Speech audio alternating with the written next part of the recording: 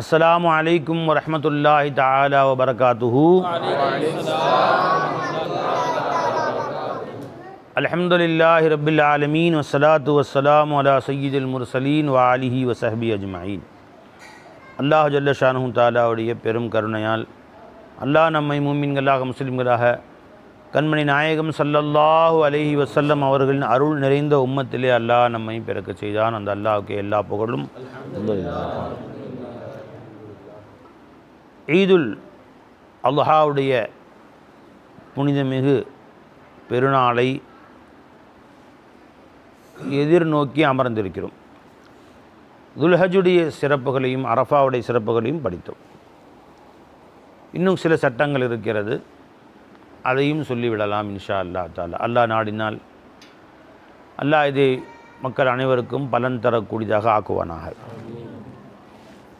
உலுஹியா என்றால் அல்லாஹுக்காக ஆடு மாடுகளை அறுத்து பலியிடுவது. இதை அல்லாஹு தஆலா நம்மை செய்யும்படி உத்தரவிட்டிருக்கிறான். ஃபஸல்லி லி ரப்பிக வன்ஹர், உங்கள் ரப்புக்காக நீங்கள் தொழுகுங்கள், இன்னும் குர்பானி செய்யுங்கள், ஆடு அருங்க அப்படின்னு சொல்லியிருக்கான். இப்போ குர்பானிங்கிறது எல்லா அன்பியாக்கள்லேயும் பழக்கம் இருந்துச்சு. ஹஸ்ரத் ஆதம் அலைஹிஸ்ஸலாத்துலேருந்து கியாமத் வரைக்கும், ரசூல் ஸல்லல்லாஹு அலைஹி வஸல்லம் வரைக்கும் எல்லா அன்பியாக்களுமே குர்பானி கொடுத்தாங்க. ஆதம் அலைஹிஸ்ஸலாம் அவர்களும் குர்பானி கொடுத்தாங்க. ஆதம் அலைஹிஸ்ஸலாமுடைய 2 பிள்ளைகள் ஹாபீல் காபீல் 2 பேரும் குர்பானி கொடுத்தாங்க. ஒருவர் குர்பானி ஏற்றுக்கொள்ளப்பட்டது, ஒருத்தர் குர்பானி ஏற்றுக்கொள்ளப்படவில்லை. அங்கேருந்து தான் தகராறு ஏற்பட்டுச்சு. ஃபதுகுப்பில மின் அஹதிஹிமா இது வலம் யுத்தகப்பல் அல்லாஹ், ஒருத்தர் ஏற்றுக்கொள்ளப்பட்டது, ஒருத்தர் ஏற்றுக்கொள்ளப்படவில்லை. ஏன்னா இஹ்லாஸ் இல்லை, அதனால் அங்கேருந்தே குர்பானி இருக்குது. ஆடு மாடுகளை அறுத்து பலியிடுவது இஸ்லாமியர்களிடம் மட்டுமல்ல, மற்ற மதத்தினரிடத்திலேயும் குர்பானி இருக்குது. எல்லா இடத்துலையும் அவங்களுடைய கடவுளுக்காக வேண்டி ஆட்டை வெட்டுறது, மாடு வெட்டுறது அப்படின்னு பழக்கம்லாம் இருக்குது. இஸ்லாம் வருவதற்கு முன்பு, பெருமானா முஹம்மது ஸல்லல்லாஹு அலைஹி வஸல்லம் அவர்கள் வருவதற்கு முன்பு அரபு நாட்டில் வாழ்ந்த காஃபிர்களும் அவரவர்களுடைய தெய்வங்களுக்கு ஆடு வெட்டி, மாடு வெட்டி, ஒட்டகத்தை வெட்டி பலியிடுவார்கள். இவ்வாறெல்லாம் பழக்கம் இருந்தது. விளங்குங்களா? அப்போ அல்லாஹ் தஆலா இந்த குர்பானை நம்மேல் கடமையாக்கி இருக்கிறான். வன்ஹர் உத்தரவு, அம்ரு யக்தலில் உஜூப். எனவே ஹனஃபி மذஹபில் குர்பானி வாஜிப் என்று கூறுகிறார்கள், கட்டாய கடமை ஒரு மனுஷன் மேலே. மற்ற மذஹபுகளில் சுன்னத்திய முஅக்கதா, பெருமானார் ஸல்லல்லாஹு அலைஹி வஸல்லம் வாழ்நாளெல்லாம் செய்தனால இது சுன்னத்திய முஅக்கதா. மாலிகி, ஹம்பலி, ஷாஃபி மذஹபில். ஹனஃபி மذஹபில் கட்டாய வாஜிப். ஏன்னா அல் அம்ரு யக்தலில் உஜூப், அல்லாஹ் உத்தரவிட்டால் செய்வது கடமை என்பதற்காக கூறுகிறார். அதனால் ஒவ்வொருவரும் கடமை செய்ய வேண்டும், செய்யாவிட்டால் குற்றம், கட்டாயமாக செய்ய வேண்டும். யாரெல்லாம் அதற்கு தகுதியுடையவர்களாக இருக்கிறார்களோ செய்ய வேண்டும். இப்போ அல்லாஹ் தஆலா குர்ஆனை சொல்கிறான், லிகுல்லி உம்மத்தின் ஜஅல்னா மன்சக்கன், ஒவ்வொரு சமுதாயத்தினருக்கும் நாம் இவ்வாறு ஆடு மாடுகளை பலியிடுவதை நாம் ஆக்கியிருந்தோம். லியதுகுரு இஸ்மல்லாஹி அலா மா ரஸக்கஹும் மின் பஹீமத்தில் அன்ஆமி, இவ்வாறு கால்நடைகளை அல்லாஹ் அவர்களுக்கு உண்பதற்காக ஏற்படுத்தி கொடுத்தான். அதுக்கு நன்றி செலுத்துவதற்காக வேண்டி, அல்லாஹ் தஆலாவுக்கு நன்றி செலுத்துவதற்காக வேண்டி. அல்லாஹ் இந்த கால்நடைகள் மட்டும் இல்லைன்னா நல்ல ஒரு உணவை அல்லாஹ் நமக்கு ஏற்படுத்தி கொடுத்தான். ஆடு மாடு ஒட்டகைகளை கொண்டு நல்ல ஒரு உணவை அல்லாஹ் தஆலா ஏற்படுத்தி கொடுத்துருக்குறான். இதுக்கு நன்றி செலுத்துவதற்காக வேண்டியும், இப்போ இலாஹுக்கும் இலாஹும் வாஹித், உங்களுடைய இலாஹ், உங்கள் தேவையை பூர்த்தி செய்பவன் அல்லாஹ் தான் என்று காட்டுவதற்காக வேண்டி.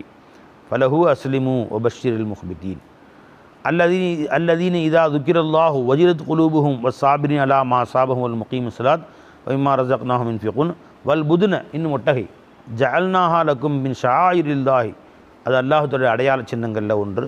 லக்கும் ஃபிஹா ഖൈർ வதுகுரு இஸ்மல்லாஹி அலைஹா ஸவாஃப வைதா வஜபத் ஜுனூபுஹா ஃபகுலூ மின்ஹா வஅத்இமுல் கானிஅ வல் முஅ்தர் கதாலிக சஹ்ரானாஹா லக்கும் லஅல்லக்கும் தஷ்குரூன். நீண்ட ஆயத்து, இதனுடைய விளக்கங்கள் தஃப்சீரில் நான் சொல்கிறேன் இன்ஷா அல்லாஹ், அல்லாஹ் நாடுவானேயானால்.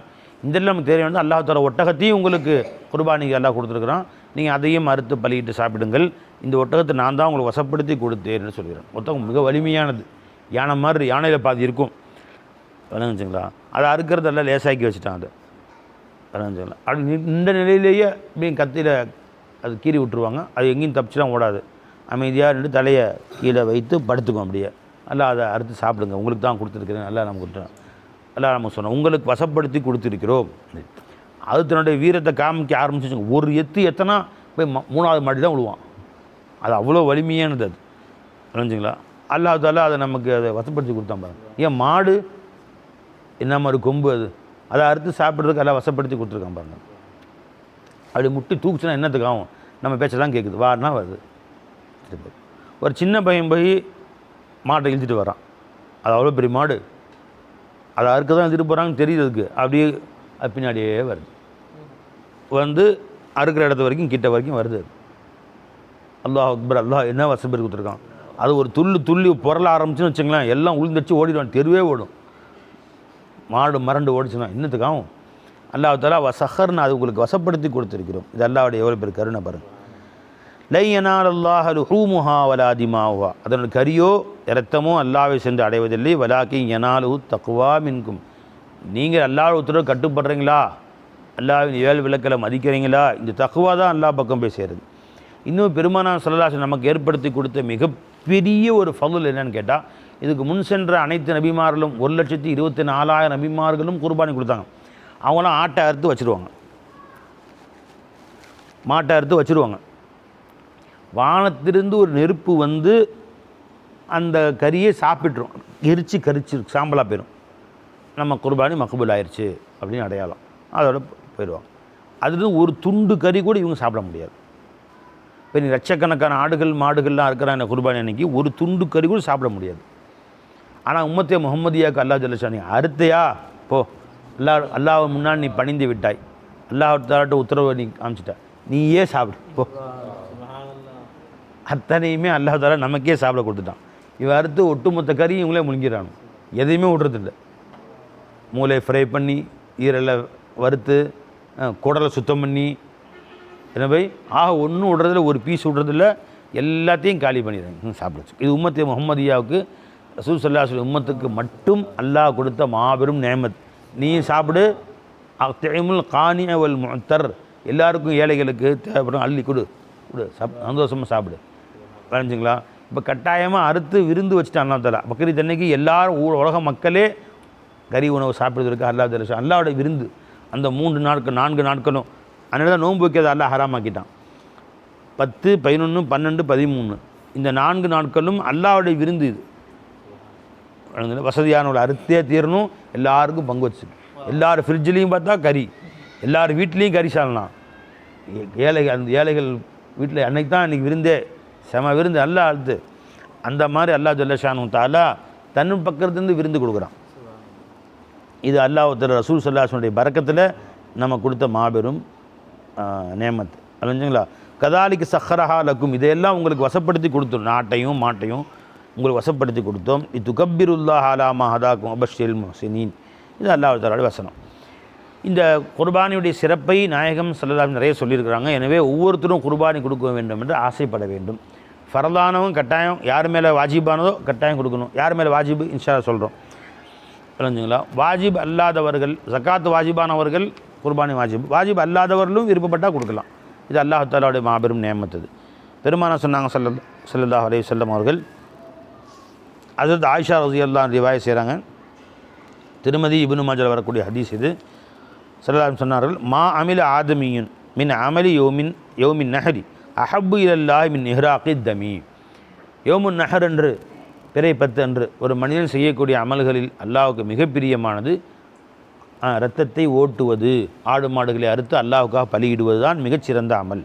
வ இன்னஹு ல தஅதி யௌமுல் கியாமத்தி, இந்த ஆடு மாடு ஒட்டகை எதை அல்லாஹ்வுக்காக நீங்கள் தியாகம் செய்தீர்களோ அவைகள் மறுமை நாளிலே வரும். ஃபி ஃபர்ஷிஹி பி குரூனிஹா வ ஷஆரிஹா வ அல்லாஃபிஹா, அதன் கொம்புகளோடு அதன் முடிகளோடு அதனுடைய கால் குழம்புகளோடு அப்படியே வரும். வந்து எல்லா இடத்துல உங்களுக்காக சாட்சியை பார்க்குறோம். நன்மை தட்டில் அவைகள் நிறுத்தப்படும். சில ரிவாயத்துகளில் நன்மையின் தட்டில் அவைகள் அனைத்தும் நிறுத்தப்படும். அதனால் நல்லா கொழுகொலுன்னு மாட்டை வாங்கணுமா, தெரிஞ்சுங்களா? கொழுகொலுங்கிற ஆடாக கொழுகொலுங்கிற மாடாக வாங்கி நோஞ்சானா வாங்காமல், ஏன்னா மறுமை நாளில் அது நமக்கு இடைத்தராசில் நிறுத்தப்படும். வ இன்ன தம ல யகஉ மினல்லாஹி பிமகானின் கபுல அன் யகஅ மினல் அர்லி, நீங்கள் பிஸ்மில்லாஹி அல்லாஹ் அக்பர் அல்லாஹுக்காக ஆட இருக்கிற பொழுது அந்த இரத்தம் கீழே விழுவதற்கு முன்பே அல்லாஹு தாலா இடத்துல உயர்ந்த தரஜாக்களை அந்தஸ்துகளை உங்களுக்கு பெற்றுக் கொடுக்கும். ஃபத்தீபு பிஹா நஃப்ஸன், எனவே சந்தோஷமாக மகிழ்ச்சியாக நீங்கள் அதை குர்பானி செய்யுங்கள் என்று சொன்னாங்க ஸல்லல்லாஹு. இன்னொரு ரிவாயத்தில் ஃபத்தீபு பிஹா நஃப்ஸனுக்கு நல்ல கொழுத்த ஆடாக வாருங்கள் என்றும் ஹதீஸ் ரிவாயத் அறிவிக்கப்படுகிறது. வரைஞ்சுங்களா? இன்னொரு ரிவாயத்தில் வருது, திருமதி இப்னு மாஜாவில் வரக்கூடிய ஹதீஸ் இது. ஸைத் பின் அர்கம் ரலியல்லாஹு ரிவாயத் செய்கிறாங்க. கால அஸ்ஹாபு ரசூலில்லாஹி ஸல்லல்லாஹு அலைஹி வஸல்லம், பெருமானார் ஸல்லல்லாஹு அலைஹி கேட்டார்கள், யா ரசூலுல்லாஹ் மா ஹாதிஹில் அலாஹி, ஆடு மாடுகளை பலியிடுவது எதற்காக வேண்டி, குர்பானி எதற்காக வேண்டி? கால சுன்னத்த அபீக்கும் இப்ராஹிம் ஸலவாத்துல்லாஹி அலைஹி வஸலாமு, உங்களுடைய தந்தை, பெருமானார் அவங்க பேரை சொல்லும்போது ஸலவாத்துல்லாஹி அலைஹி வஸலாமு சொல்லி சொல்கிறாங்க பாருங்கள். தந்தை இப்ராஹிம் அலைஹிஸ்ஸலாம் அவர்களுடைய சுன்னத்து, அவர்கள் வழிமுறை, அதை நீங்கள் செய்யுங்கள் என்று சொன்னார். காலு, சரி சுன்னத்து, ஃபமாலனா ஃபிஹா யா ரசூலுல்லாஹ், அதனால் எங்களுக்கு என்ன கிடைக்கிறது யா ரசூலுல்லாஹ்? கால பி குல்லி ஷஅரத்தின் மின சூஃபி ஹசனத்துன், அந்த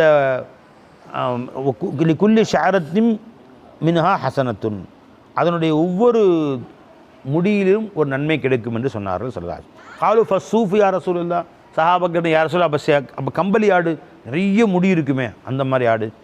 காலு பிகுல்லி ஷஅரத்தின் மின சூஃபி ஹசனத்துன், நிறைய முடியுடைய அந்த ஆட்டுடைய ஒவ்வொரு முடிக்கும் அல்லாஹ் சவாபு கொடுத்துருவான். கம்பளி ஆடாக இருந்தாலும் சரியா அதுக்கு சவாபு கொடுத்துருவான். விளைஞ்சுங்களா? இப்போ இந்த வருஷம் மிஸ்கின் ஆடு வாங்க சொன்னேன், ஒரு 15,000 ரூபாய்க்கு ஆடு வாங்க, நல்ல கறி தான் உள்ள மாடு, ஆனால் அதில் முடி கம்மியாக இருந்துச்சு. இந்த ஒரு மாடு 18,000 ரூபா, பயங்கரமான முடி இருக்குது, அப்படி அதை வாங்க சார், ஏதோ செய்கிறோம், நிறைய முடிந்து அல்ல நிறைய சவாபு கொடுப்பான் இல்லையா? பெருமாள் குல்லி ஷாரத்தை அந்த ஹதீஸை மதிச்சதுக்காக வேண்டிய சவாபு கொடுப்பானேன்னு அந்த ஆடு பிடிச்சி வந்தார். பார்த்தா உடம்பு முழுசும் கம்பளி முடி, இவ்வளோ பெருசு முடி இருக்குது, அப்படியே சிங்கம் மாதிரி இருக்குது. ஃபோட்டோ காட்டுற பாருங்க அமிச்சிருந்தார், முடி அப்படியே சிங்கம் மாதிரி நிற்கிது. அந்த மாதிரி ஆடாக பார்த்தேன். சரி செம்மறி ஆடு தான், சரி அல்ஹம்துலில்லாஹ், காசு கூட போனாலும் சரி, முடி பார்த்தா அப்படியே ஜெகஜோதியாக இருக்குது, அப்போ அல்லாஹ் சவாபு கூட கொடுப்பான்னு ஆசையில் அப்படி சொன்னேன். காசுடைய கொழுப்பில் இல்லை பை, அல்லாஹ்வுடைய ஃபضل, பெருமானார் சொன்ன ஹதீஸை மதித்த மாதிரி ஆச்சு இல்லையா? அதனால இன்ஷா அல்லாஹ் அல்லாஹ் தஆலா அதுக்கு நமக்கு சவாபு கொடுத்துருவோம் அப்படின்னு ஆசையில். அலைஞ்சுங்களா? அதே மாதிரி பெருமானார் சொன்னாங்க ஸல்லல்லாஹு அலைஹி வஸல்லம் அவர்கள், தபரானில் வரக்கூடிய ஹதீஸு, இப்னு அப்பாஸ் ரலியல்லாஹு ரிவாயத் செய்கிறாங்க, மா அமில ஆதமியின் ஃபி ஹாதல் யௌமி அஃலல் மின் தமின் யுஹராகு இல்லா யகுன் ரஹிமன் தூசல, ஒரு மனிதன் இன்றைய நாளில் செய்யக்கூடிய அமல்கள் மிக மேலானது யௌமுன் நஹர் என்று இரத்தத்தை ஓட்டுவது தான், இன்னும் உறவுகளை ஆதரிப்பது என்றார் ஸல்லல்லாஹு. அந்த அதை தவிர வேறு சிறந்த அமல் இல்லை, உறவுகளை ஆதரிப்பதை தவிர. அப்போ ஆடு இருக்கிறது உறவுகளை ஆதரிப்பதற்கும் ஒரு காரணமாக போயிடுது, எல்லாரும் கொடுத்து அனுப்புகிறோம் இல்லையா? சரி, இன்னொரு அபு சயீத் குத்ரி ரலியல்லாஹு ரிவாயத் செய்கிறாங்க, பஸாரில் வரக்கூடிய ஹதீஸ், இப்னு ஹிப்பான் அவர்கள் ரிவாயத் செய்கிறாங்க. பெருமானார் சொன்னாங்க ஸல்லல்லாஹு, யா ஃபாத்திமா கூமி இலா உல்ஹியத்திக ஃபஷ்ஹதீஹா, நீங்கள் உல்ஹியாவின் பக்கம் செல்லுங்கள், அதை அறுப்பதை நீங்கள் நின்று பாருங்கள். ஃபைன்ன லக்கி பி அவ்வலி கத்ரத்தின் தக்தூர் மின் தமிஹா ஐ யுஃபர் லக்க மா சலஃப மின் துனூபிக்க, அதனுடைய முதல் சொட்டு ரத்தம் கீழே விழுவதற்கு முன்பு, அதற்கு முன்பு நீங்கள் செய்த அத்தனை பாவத்தையும் அல்லாஹ் மன்னிச்சிடலாம். அப்போ எவ்வளோ பெரிய நியமத்து பாருங்கள், ஆடு அறுக்குவதன் மூலமாக அத்தனை பாவங்கள் நல்லதில் மன்னிச்சிடலாம். அதனால் ஒவ்வொருவரும் குர்பானி கொடுப்பதை நீத்து வைங்க இன்ஷா அல்லாஹ் தஆலா. வரைஞ்சுங்களா? காலத்து அப்போ அன்னை ஃபாத்திமா நாயகி கேட்டாங்க, யா ரசூலுல்லாஹ் அலனா ஹாசத் அஹல் பைத், அஹல் பைத்தாக எங்களுக்கு மட்டும், உங்கள் குடும்பத்தாரை எங்களுக்கு மட்டும் குறிப்பானதா, அவள் அனாவலில் முஸ்லிமின் அனைத்து முஸ்லீம்களுக்கும் சொந்தமானதா? நம்மேல் ஆசையுள்ள ஃபாத்திமா நாயகி கேட்டாங்க பாருங்கள், நம்மேல் இப்போ கருணை உள்ள ஃபாத்திமா நாயகி கேட்டாங்க, யார் எல்லாருக்கும் தானே இது? கால பல் அனாவலில் முஸ்லிமின், நமக்கு மட்டுமல்ல நமக்கும் அனைத்து முஸ்லீம்களுக்கும் சொந்தமானது. ரத்தம் முதல் சொட்டு ரத்தம் கீழே விழுவதற்கு முன்பு அனைத்து பாவங்களையும் அல்லாஹ் தஆலா மன்னித்து விடுகிறார் என்று சொன்னார்கள். சொல்லுங்களா?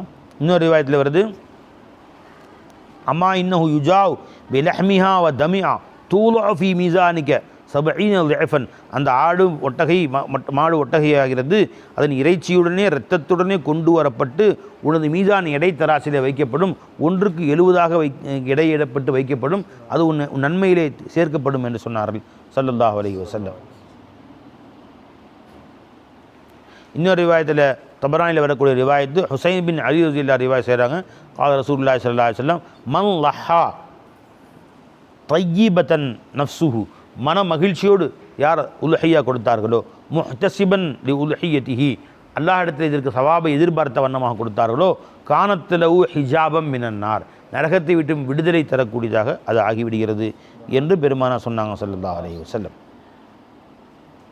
இன்னொரு ரிவாயத்தில் வந்திருக்கிறது, ஹாக்கிமுடைய ரிவாயத்தில், மன் வஜத சஅத்தன் யுலஹா, யார் யுலஹிய, யார் உலுஹியா கொடுப்பதற்கு, குர்பானி கொடுப்பதற்கு வசதி இருந்தும் ஃபலம் யுலஹ, ஆனால் குர்பானி கொடுக்கவில்லையோ, ஃபலா யஹ்லுர் முசல்லானா, அவர் நம்முடைய தொழும் இடத்திற்கு வர வேண்டாம் என்றால் சொல்கிறார். இப்போ குர்பானி கொடுக்க வசதி இருந்தால் கொடுத்துடணும். குர்பானி கொடுக்க வசதி ஹனஃபி மதப்படி ஜக்காத்துடைய நிசாப் இருக்கணும். ஷாஃபி மதப்படி அவ்வளோ தேவையில்லை. அன்றைய நாள் உனக்கு செலவுக்கு போக என்னச்சுங்களா, குர்பானி கொடுக்குற அளவுக்கு காசு இருந்துச்சு. ஒரு 5000 ரூபா மாட்டில் பங்கு சேர்கிற அளவுக்கு, 4000 3000 கூட போட்டிருக்காங்க. பங்கு சேர்கிற அளவுக்கு காசு இருந்தால் ரூபாய் கொடுத்துடணும். அது மிகப்பெரிய நன்மையை உண்டாக்கும். அல்லாஹ் தஆலா அதன் மூலமாக நிறைய நன்மைகளை உண்டாக்குறான். பல ஆபத்து விட்டு அல்லாஹ் தஆலா பாதுகாக்கிறான் ரத்தத்தை ஓட்டுறதுனால. இல்லைங்களா, என் ஷேகநாயகத்திட்ட ஒரு ஆஷிக்கான காதல் முரீது ஒருத்தர் இருந்தார். அவர் ஒரு சின்ன ஆக்சிடென்ட் ஆயிடுச்சு, நடுவில் போய் பைக்லேருந்து அடிச்சு விட்டானுங்க. அப்போ கையோ காலோ உடஞ்சி ரத்தம் அப்படியே ரோட்டில் ஓடிடுச்சு. அப்போ ஆப்ரேஷன் பண்ணி ரெஸ்ட்டில் இருந்தாங்க, சரியாயிருச்சு. அதுக்கு பின்பு சர்க்காரை பார்க்க வந்தாங்க. சர்க்கார் அவருக்காக கேள்விப்பட்டு துவாரம் செஞ்சாங்க, வந்தாங்க. அப்போ இந்த மாதிரி ஆயிடுச்சு சர்க்கார் வந்து நேரடியாக வந்து சொன்னாங்க. அப்போ நீங்கள் இந்த வருஷம் குர்பானி கொடுத்தீங்களா? இல்லை சர்க்கார் அப்படின்னாங்க. கொடுக்கணும் நீங்கள். என்ன இன்றைக்கி பார்த்தீங்கன்னா ஆடு அறுக்கிறதுக்கு 15000 12000 வேணும் அப்படின்னு சொன்னால் கூட நீங்கள் மாட்டிலே பங்கு சேர்ந்து கொண்டாலும் 2000 3000 ரூபா. இப்போ இன்றைக்கி 3500 போடுறாங்க. ஒவ்வொருத்தரும் ஒரு மாதிரி போடுறாங்க, 5000 வரைக்கும் போடுறாங்க. அது பெரிய செலவாக பார்க்கக்கூடாது. ஒரு ஸ்கேன் எடுத்தால் 7000 கேட்குறான். கீழே அடிபட்டுச்சு ஸ்கேன் எடுத்துகிட்டு வாங்க சார், நான் 7000 கொடுத்து கடன் வாங்கியதுக்கு ஸ்கேன் எடுக்கிறதில்ல. அதை பார்த்துட்டு ஒன்றும் இல்லை சார், நல்லா தான் இருக்குது, அது மாத்திரை மட்டும் சாப்பிடுங்க. அவ்வளோ பாவி, 7000 அநியாயத்துக்கு போயிடுச்சு. இப்போ ஒரு வருஷத்துக்கு 3500 4000 கொடுத்து ஒரு குர்பானில் பங்கு சேர்ந்து கொண்டு செய்தால் ரத்தத்தை அல்லாஹ்வுக்காக ஓட்டிட்டா உன் ரத்தத்தை அல்லாஹ் தெருவில் ஓட்ட மாட்டான். உன் ரத்தத்தை அல்லாஹ் ஜல்லஷானு தஆலா தெருவில் ஓட்ட விட மாட்டான். ஆப்ரேஷன் நடக்காது, அல்லாஹ் பாதுகாத்துருவான். அல்லாஹ்வுக்காக ஏன்னா இந்த ரத்த குர்பானி கொடுக்கும்போது தமுஹா பிதமி, இந்த ரத்தத்துக்கு பகரமாக ஆற்றுடைய ரத்தம் என்னங்களா நம்மை நரகத்தை விட்டு விடுதலை செய்வதற்கு அந்த குர்பானி ஒரு காரணமாயிருது. அதனால பெருமான் சொல்கிறோம், குறையுள்ள ஆடை அறுக்காதீங்க. ஒரு கண்ணு இல்லை அறுக்கக்கூடாது. ஏன்னா கண்ணு நம்ம கண்ணுக்கு, கண்ணுஹா பி கன்னி காதுஹா பி காதி, அதன் காது நம்ம காதுக்கு, அதன் கை நம்ம கைக்கு, நரகத்தை விட்டு விடுதலை பண்ணுறதுக்காண்டி அதை அறுத்துடுறோம். புரிஞ்சு இல்லைங்களா? அப்போ அதனுடைய முழு குறையற்ற ஒரு ஆட்டை நீ கொடுக்கிற பொழுது இவ்வுலகிலும் ஆபத்துகள் வராமல் நம்முடைய உறுப்புகளை பாதுகாக்குது, மறு உலகில் நரகத்துக்கு போகாமல் நம்மளே பாதுகாக்கும். குர்பானுடைய துவாக்களில் பெருமானம் சொல்லிக் கொடுப்பாங்க ஸல்லல்லாஹு அலைஹி வஸல்லம். என்னது, அல்லாஹும்ம தகப்பல்ஹா மின்னி தமுஹா பி தமி வ லஹ்முஹா பி லஹ்மி வ அலுமுஹா பி அலுமி வ ஜில்துஹா பி ஜல்தி வ ஷஅருஹா ஜில்துஹா பி ஜில்தி வ ஷஅருஹா பி ஷஅரி வ குல்லு ஜுஸ்இம் மின்ஹா பி குல்லி ஜுஸ்இம் மின்னி. அது ஒவ்வொரு உறுப்புகளும் என்னுடைய ஒரு உறுப்புக்கு பகரமாக தியாகம் செய்கிறேன் அல்லாஹ் அப்படின்னு சொல்லுவாங்க. துவா வரும். இந்த துவா ஹதீஸை வருதா என்ன பாருங்கள், ஹதீஸ் வருதா? இந்த துவா ஓதுவாங்க பெரியவங்க. ஹதீஸை வருதா என்னென்னு பார்த்து சொல்கிறேன் இன்ஷா அல்லாஹ் தரேன். விளங்குங்களா? அப்போது இந்த ஆடு அந்த மாதிரி நமக்கு பகரமாக இருக்கனால எல்லோரும் குர்பானி கொடுங்க. வசதி இருந்தால் வீட்டில் ஒவ்வொருத்தருக்காக வேண்டிய குர்பானி கொடுங்க. அல்லாஹ் தஆலா ரஹ்மத் செய்வானாக. சரி, இப்போ குர்பானியுடைய சிறப்புகள் சொன்னோம். சில முக்கியமான சட்டம் நிறைய இருக்குது. குர்பானி சட்டம் அத்தனையும் தேவையில்லை.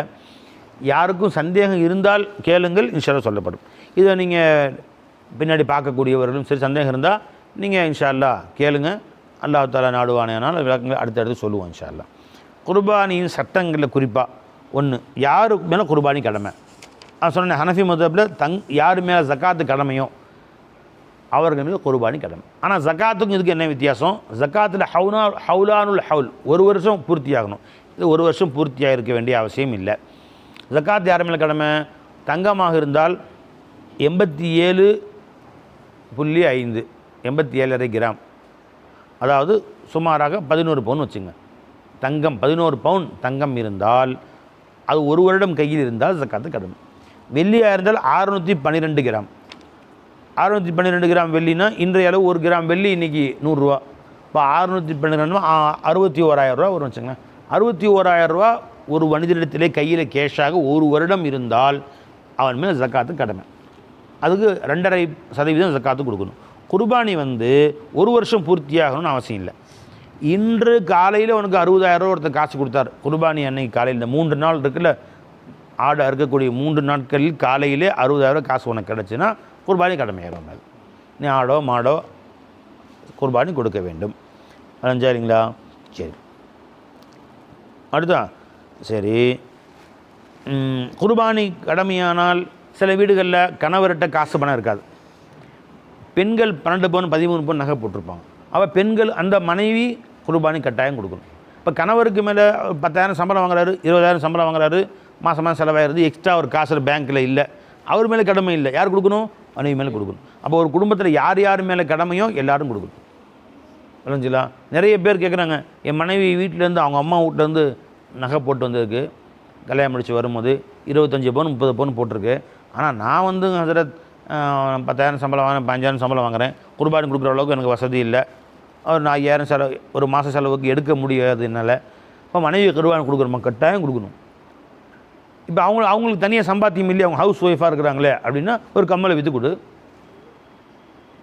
அது எப்படி சரி வச்சுக்கோ, நாளைக்கு அவங்களுக்கு ஆப்ரேஷன் வரும், திடீர்னு வயிற்றில் கட்டின்னு சொல்லுவான் டாக்டரு. அப்போ என்ன செய்வேன்? டாக்டர் ஒரு 1 லட்சம் ஆகுங்கன்னு இப்போ என்ன செய்வேன்? கம்மலை தான் வைக்கணும், இப்போ விற்றுரு. ஏயா டாக்டர்கிட்ட போய் 1 லட்ச ரூபா செலவு பண்ணி அப்போ கம்மலையும் சேர்த்து தோடையும் சேர்த்து நெக்லஸும் சேர்த்து விற்கணும். இப்போ ஒரு 5,000 செலவு பண்ண முடியாது. அதனால் டாக்டர் சொன்னால் கொடுப்பா, அல்லா சொன்னால் கொடுக்க மாட்டேன். வச்சுக்கோ, உன்கிட்ட காசு இருந்தால் கொடு, இல்லைன்னா நகையை விற்று கொடு, ஒரு கொலுசை விற்றுரு. இதை விற்று கொடுத்தா ஆகணும். குர்பானி அல்லா கடமையாக்கிட்டான், கொடுத்து தான் ஆக வேண்டும். அரைஞ்சா இல்லைங்களா? அப்போ வீட்டில் கணவன் மேலேயும் கடமையாச்சு மனைவி மேலேயும் கடமையாக இருந்தால் எல்லாரும் சேர்த்து 1 கொடுத்துடாமோ 2 கொடுத்தாகணும். ஒருத்தர் ஆடுறதுக்கு ஒருத்தர் மாட்டில் பங்கு சேர்ந்துக்கும், ஆக கொடுத்தாகணும். அரைஞ்சா இல்லை பை. ஷாஃபி மதப்படி ஒரு குடும்பம் ஒன்றாக வசிக்கக்கூடிய ஒரு குடும்பத்தில் அத்தா அம்மா பிள்ளை குட்டிங்க ஒன்றா இருக்கிறாங்க, எல்லாருக்கும் சேர்த்து 1 கொடுத்தா போதும். கணவர் மேலேயும் கடமை, மனைவி மேலேயும் கடமை, பிள்ளைங்க மேலேயும் கடமையாக இருந்தாலும் 1 கொடுத்தா போதும். ஒரு குடும்பத்துக்கு 1. ஹனஃபி மதப்படிக்கு ஒவ்வொருத்தருக்கும் மேலும் தனித்தனி முறையில் கடமை இருக்கிறது. கணவர் தனியாக கொடுக்கணும், மனைவி தனியாக கொடுக்கணும், மகள் நகை போட்டிருந்தால் மகள் தனியாக கொடுக்கணும், எல்லாத்துக்கும் தனித்தனியாக கொடுக்க வேண்டும். அலைஞ்சா இல்லைங்களா? சரி,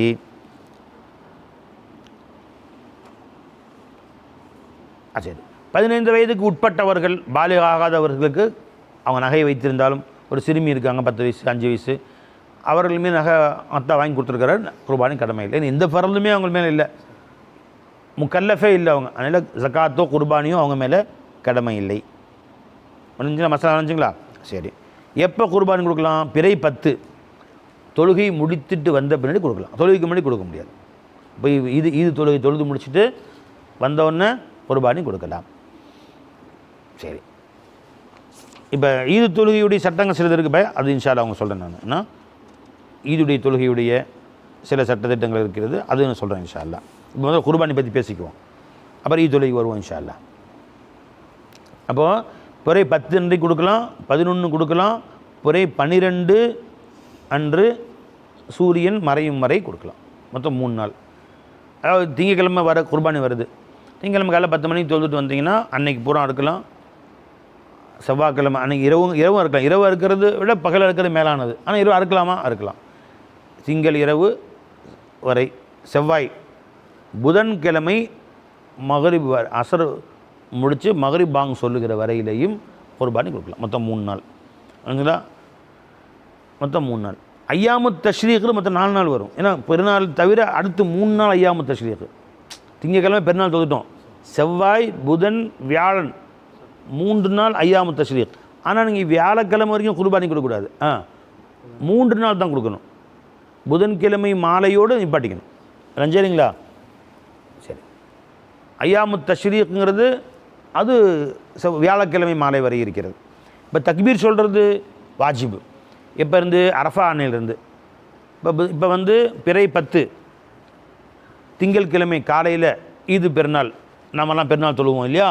இப்போ ஞாயிற்றுக்கிழமை காலையில் ஃபஜ்ர் தொழுதிலிருந்து ஒவ்வொரு தொழுகைக்கு பின்பும் தக்பீர் சொல்லணும். அல்லாஹு அக்பர் அல்லாஹு அக்பர் லா இலாஹ இல்லல்லாஹு அல்லாஹு அக்பர் அல்லாஹு அக்பர் வலில்லாஹில் ஹம்து.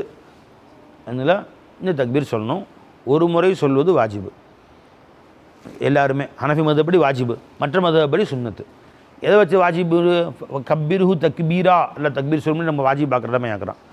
இன்னொன்று பெருமானா ஸல்லல்லாஹு அவர்கள் வழிமுறையை சஹாபாக்கள் இப்னு உமர் ரலியல்லாஹு தஆலா அவர்கள் அறிவிச்சிருக்கிறாங்க. இப்னு அபி ஷைபால் ஹதீஸ் வருது, அனைத்து சஹாபாக்களும் செய்தார்கள். நேரடியாக ஹதீஸ் நமக்கு கிடைக்காவிட்டாலும் சஹாபாக்களுடைய வழிமுறை இஜ்மா என்ற அடிப்படையில் இது வாஜிப் என்று ஹனஃபி மதபில் சொல்கிறார்கள், மற்ற மதபுகளில் சுன்னத்து என்று சொல்கிறார்கள். ஒரு முறை தக்பீர் சொல்வது பள்ளிவாசலில் சொல்லி தர்றாங்க, இமாம் எல்லாரும் சேர்ந்து சொல்கிறாங்க, அது நம்ம அதுக்கு மேல் மிச்சமானது. விளைஞ்சுங்களா? அப்படியும் செய்யலாம். 3 முறை சொல்லுவது மேல் மிச்சமானது செய்யலாம். அல்லாஹ் அக்பர் கபீரா வல்ஹம்துலில்லாஹி கஸீரா வ சுப்ஹானல்லாஹி வ பிஹம்திஹி புக்ரத்தம் வ அஸீலா, இதையும் சேர்த்து சொல்கிறாங்க. எல்லாம் மேல் மிச்சமானது, ரொம்ப சவாபு கூட. எவ்வளோ சொல்கிறோமோ அவ்வளோ சவாபு கூட, அதெல்லாம் செய்யலாம். ஆனால் ஒரு முறை சொல்லுவது வாஜிப். ஆண்கள் பெண்கள் தனியாக தொழுதா ஃபர்தா சேர்ந்து தொழுதா எப்போவுமே வாஜிப். ஆண்கள் மேலேயும் கடமை, பெண்கள் மேலேயும் கடமை, கூட்ட ஜமாத்தை தொழுதாலும் கடமை, தனியாக தொழுதாலும் கடமை. ஃபஜ்ர் தொழுதுக்கு தக்பீர் சொல்ல மறந்து விட்டீர்களேயானால் நீங்கள் எப்போ ஞாபகம் வரும் சொல்லிடணும்.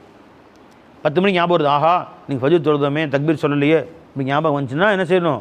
உடனே தக்பீர் சொல்லி விட வேண்டும். 3 முறை சொன்னது நல்லது, ஆனால் ஒரு முறை சொன்னாலே அது வாஜிபு நிறைவேறிவிடும். எல்லாருமேலையும் செய்யணும். சரிங்களா? இது எது வரைக்கும்? அரஃபா அன்று காலை, அதாவது திங்கக்கிழமை இன்றைக்கி நமக்கு பிறநாள் வருதுன்னா ஞாயிற்றுக்கிழமை காலையிலேருந்து ஞாயிறு, திங்கள், செவ்வாய், புதன், வியாழன் அசர் வரையிலையும். இப்போ 4, 4, 5, 20 வியாழக்கிழமை அசர் வரைக்கும் ஃபஜ்ரு லுஹர் அசர் 3 நாள், மொத்தம் 23 வேலைகள், 23 வக்துகள் தக்பீர் சொல்வது ஹனஃபி மதப்படி ஒவ்வொரு மேலும் கட்டாய கடமை. சரியா பை? சொல்லலைன்னா 2 நாள் கழிச்சு ஞாபகம் வந்தாலும் சொல்லிடணும், அது வாஜிப். அது அஞ்சா சரி முடிஞ்சுங்களா? சரி, ஆன்சர்ட்டாக வழங்கிச்சு. அடுத்தது இன்ஷா இது பட்டான்னு சொல்லி பின்னாடி சொல்கிறேன்னு சொல்லியிருக்கேன்.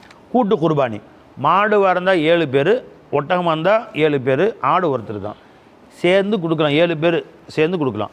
7 பேர் தான் சேரணுமா? கட்டாயம் இல்லை. 5 பேர் சேர்ந்து ஒரு மாடு கொடுத்தாங்க, சந்தோஷம். 6 பேர் சேர்ந்து கொடுத்தாங்க, 3 பேர் சேர்ந்து ஒரு மாடு கொடுத்தாங்க, சந்தோஷம், கொடுக்கலாம். அதிகபட்சம் 7 பேர். 8 பேர் சேர்ந்து கொடுக்கக்கூடாது. கொடுத்தா 8 பேருக்குமே கூடாது குர்பானி. புரிஞ்சுங்களா? 7 பேருமே குர்பான் நியத்து வைக்கணும்.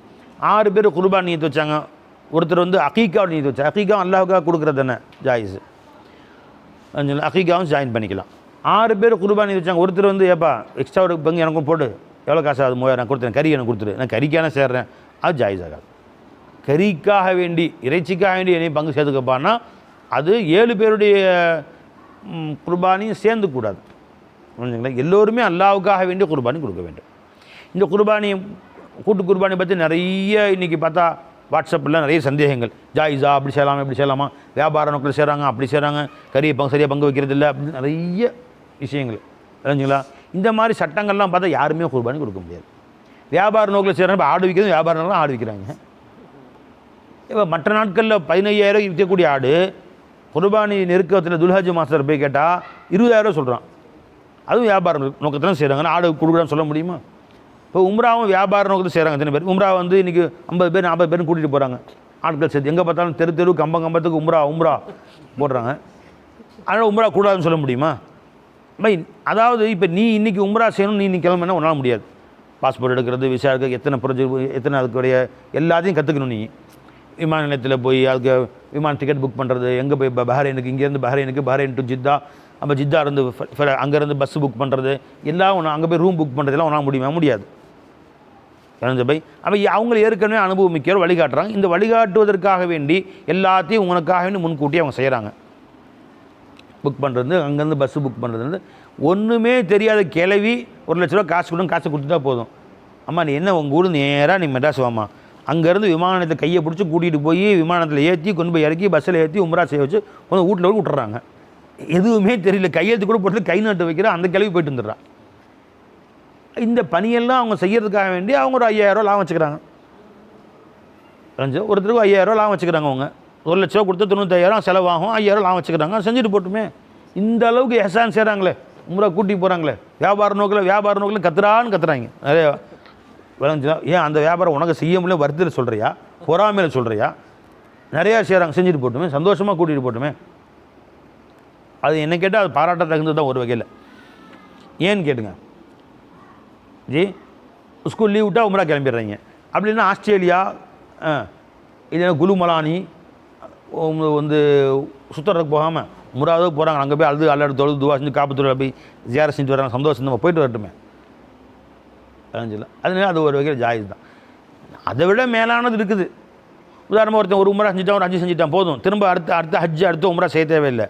அதுக்காக பல லட்சம் செலவு பண்ணுறது, அந்த காசை கொண்டு போய் ஏழை குமுறுவன் பக்கத்து வீட்டில் அவன் சொந்தக்காரங்களில் உன்னுடைய அக்கா தங்கச்சிங்கிற அண்ணன் தம்பி குடும்பம் கஷ்டப்படுறவங்களுக்கு போய் கொடுத்த மேலானது புரிஞ்சுங்களா. அதை செய்ய மனசு வரல, இதையா செஞ்சு தொலை புரிஞ்சுங்களா. வீணாக காசை கொண்டு போய் கண்ட இடத்துல போகிறதுக்கு முறை செஞ்சுக்கோ புரிஞ்சுங்களா. அதனால் அதை நம்ம குறை சொல்கிற இப்படி தான் செய்கிறாங்க, வியாபாரமாக செய்கிறாங்கன்னு நாம் சொல்ல வேண்டிய அவசியம் இல்லை. செய்யட்டுமே. அதனால நிறைய பேர் போகக்கூடிய வாய்ப்பு கிடைக்குதா இல்லையா, சந்தோஷமாக செய்யட்டும். அதே மாதிரி கூட்டு குர்பானி வியாபாரமாக செய்கிறாங்க, லாபத்துக்காக செய்கிறாங்க, லாப நோக்கில் செய்கிறாங்க. லாப நோக்கில் செஞ்சாலும் செய்கிறாங்கல்ல பை. இப்போ அவங்க செய்யாட்டி நீ போய் இப்போ நான் போய் எனக்கு ஒரு இன்றைக்கி மாடாக இருக்கணும், என்ன என் மேலே குர்பானி ஒரு பங்கு கொடுக்கணும், நான் போய் எங்கே போய் ஆடு பார்க்குறது, எங்கெங்க சந்தை அப்படின்னு தெரிஞ்சுங்களா. எங்கே போய் சந்தை, அங்கே போய் ஆடாக நிற்கி மாடாக நிற்கிது, எந்த மாட்டை எப்படி பிடிக்கிறாங்கன்னு தெரியும். சரி மாடை பிடிச்சாச்சு, எப்படி கொண்டு வீட்டுக்கு சேர்த்ததுன்னு தெரியுது எனக்கு. அவங்க வண்டியை பிடிச்சி கொண்டு சேர்த்து எப்படி அறுக்கிறது, ஒரு எத்துச்சுன்னா 3வது மாடியில் போய் விழுகணும். எப்படி அறுக்க எனக்கு தெரியுமா, எனக்கு எதுவுமே தெரியாது. அப்பாடியெல்லாம் எனக்கு கட்டுப்பிடிக்கும் தெரிஞ்சுங்களா. மாட்டை கீழே தள்ள தெரியும் முதல்ல உனக்கு, அழகாக காலை கட்டி ஒரு மாதிரி தள்ளுறாங்க, டப்புன்னு கீழே தள்ளி அதுக்கு மறுத்தா உருக்கி தெரியுமா உனக்கு. ஆடை கோழி உருக்கி தெரியல, ஃபஸ்ட்டு காடையை உருக்கி தெரியல, கோழி உருக்கி தெரியல. கரெக்டாக உரிச்சு கொடுத்துருங்களேன் அப்படின்னு வாங்கிட்டு வந்து திங்க மட்டும் தெரியுது சமைச்சு கொடுத்தா. இப்போ இந்த மாட்டை உரிக்க முடியுமா, நம்ம ஆட்டை உரிக்க முடியுமா, நம்மளால் எல்லா வேலையும் செஞ்சு கொடுக்குறாங்க. அணைஞ்சு அது கொஞ்சம் காசு கூட கூட தான் வாங்கிக்கிறாங்க. தப்பாக இன்னும் கெட்டு போச்சு. 25,000 அவனுக்கு ஒரு மாடு ஆகுது, அறுக்கிற கூலி 2,000 ரூபா, 27,000 ஆகுது. கொண்டு வர கூலி அங்கே 4 நாள் கட்டி போட்டிருப்பாங்க, தீனி 28,000 செலவாயிருது. இப்போ ஒருத்தர் 5,000 கொடுங்கன்னு வாங்குறாங்க, 35,000 வருது.